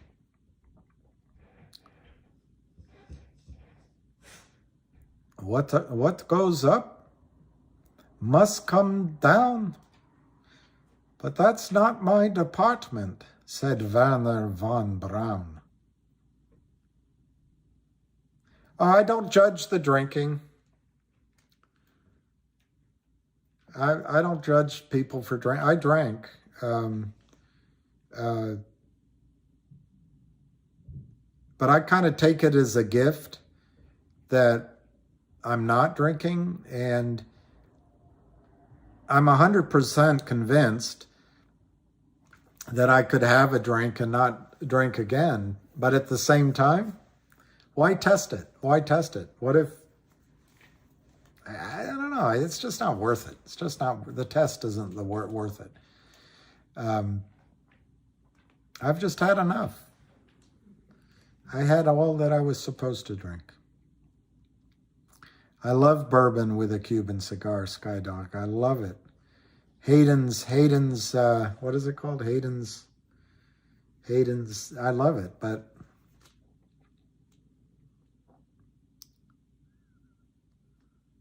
the Marine, well, I'd like to learn more about spirituality, but I get afraid of talking about some things. For example, I'll just say it out loud. I read and listened to lectures and read his books, some of them, by, Zachariah Sitchin. And some people say he's a kook, but I'm not, and it does not interfere with my belief in God. I just think the universe is too big that it's just about this one speck. That's a good way of putting it. Alcohol is a spirit, and those who drink it in excess are controlled by it. Sitchin. And I love everything Eric von Däniken ever wrote. And I love Graham Hancock. And there's some others.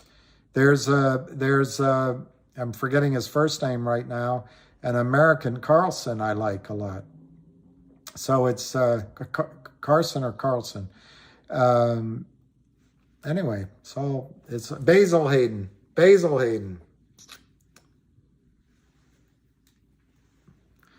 Well, I haven't read about reincarnation. I've had, particularly women have told me, and I do listen. I think women, some women anyway, have perspectives men don't have. And so many women have told me about reincarnation in different ways that I always think about it. And along those lines, what a beautiful, like Graham Hancock says, each of us should feel blessed to live on this blue planet. It's such a gift. But how are we going to leave the planet for the next people that reincarnate here? I don't know. I don't know what to say about reincarnation. I'm not ready to say I believe in it, but I don't dismiss, don't forget the reefer. Randall Carlson. God, you guys are good. You guys are good. So my dog is making me feel guilty speaking about reincarnation. He'll come back and be the boss of me next time around. What a good guy. Every now and then his back leg falls out from under him. So I don't know how much more time I have with him. Hindus were the ones that reinvented or invented reincarnation. Well, and I think the Christian faith, my faith, takes a lot of things from the old Persian faith, which is escaping me now. But there's a thought, those lost years of Jesus, he might have gone to India. I don't know.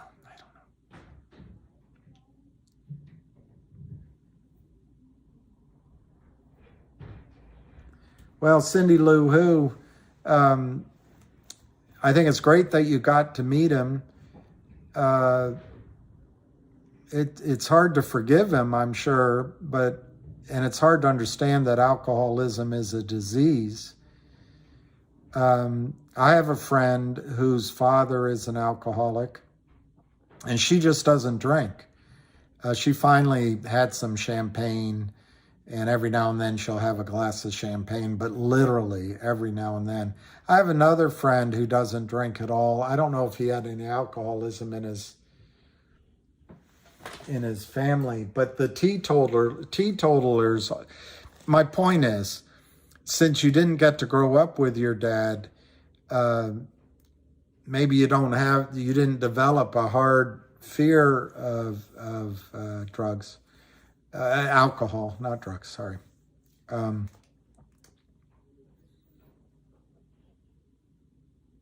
Yeah, alcohol is, I don't know. Alcohol affects some people just so horribly. And even if you're not alcoholic, but you drink a lot, there's a lot of mistakes made with alcohol. I remember once when I was much younger, I went to the wedding of a woman I was in love with and dear friends with, and I still think about her all the time. And every now and then I have a dream and she's in it and I wake up in a great mood. But she married someone else. I lost track of her now. But we were close. She gave me a dog I loved.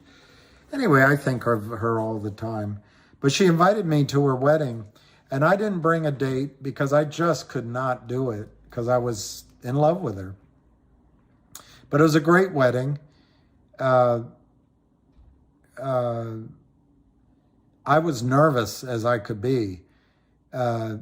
She married a nice guy, but of course I didn't really want to meet him and all that, but he was a nice guy. He really was. And it was a gracious wedding. Of course, it's awkward when you go by yourself, but I just didn't, I don't know, it's just weird. So I went, and what I did, instead of eating because of my nerves, instead of doing anything, as the champagne came by, I kept drinking champagne. And it was down in D.C., near the Navy, near where the vice president lives. And I didn't know, I was young. I didn't know at that time when you have fizz in your drinks, it opens up the bottom of your stomach. But anyway, because I would just have beer and I wouldn't drink that much.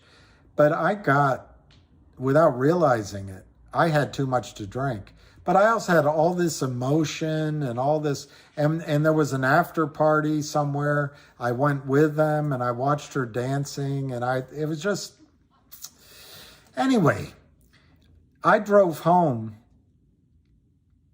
and I went through the city. Back then, there wasn't as much as a fear of driving when you drank. I came off the bridge in Virginia, came along the Spout Run Parkway, and took the turn up to where I lived, and took the exit ramp up, and I woke up this much from a brick wall, and I couldn't open my door. There was a telephone pole, and I had passed out. And I don't know how long I was passed out, but I woke up with a jolt, and I had hit the curb so hard, both of my front tires popped, both of them. The front of my car, if it had gone with velocity, even another 6 inches, it would have smashed into that brick wall. And literally, I missed the telephone pole. I couldn't open the door. It was less than the distance of my elbow to my wrist. And I quickly, adrenaline shot through me, and my car engine still worked. I put it in reverse. I backed out, and I prayed there was no cops. There weren't.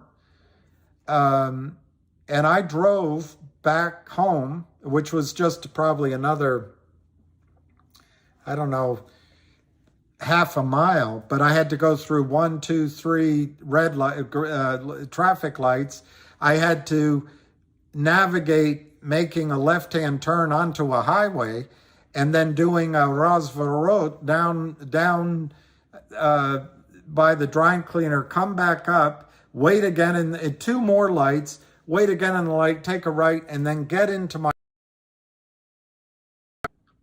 And I was driving on 2 rims. But my point of this long story is, whether or not I was alcoholic, I was drunk and I was driving, and I could have killed somebody. So ever since then, if I even have a little bit, which I don't anymore, if I even have a little bit to drink, I would say it took me a while to transition, but I always take a taxi, always take an Uber. Anyway, I don't know why I tell you that story. Oh gosh, it was just, the grace of God kept me from, anyway. My point is, don't drink, drive. I guess that's my point. Yeah, one more. Man, it would have been nice to...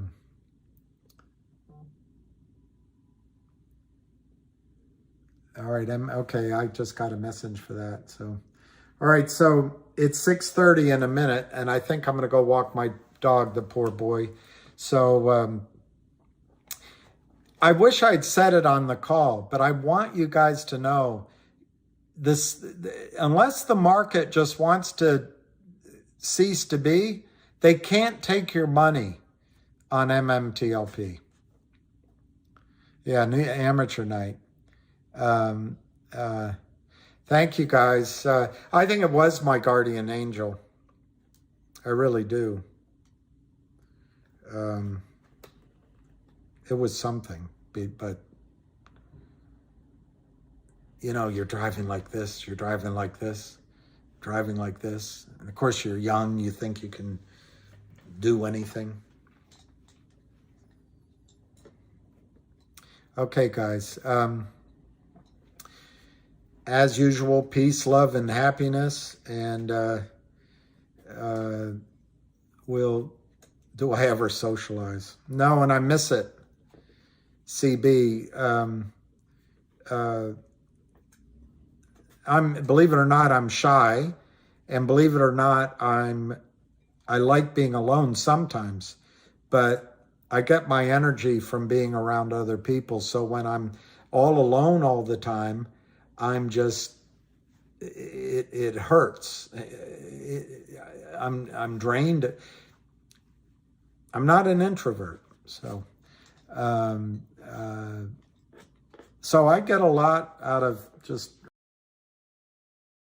appreciate the feedback, but oh, Cindy Lou Who, you would be here today. You have a purpose. Yeah, God bless you all, each and every one.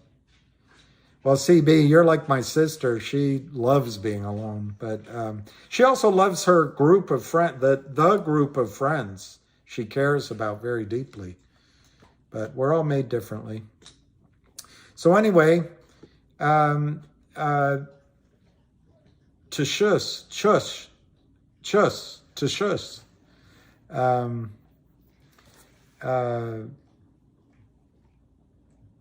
All right, 24, the money. You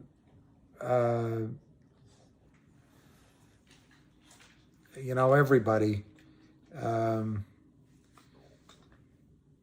You know, Papa was a Rolling Stone, and all he left us was alone.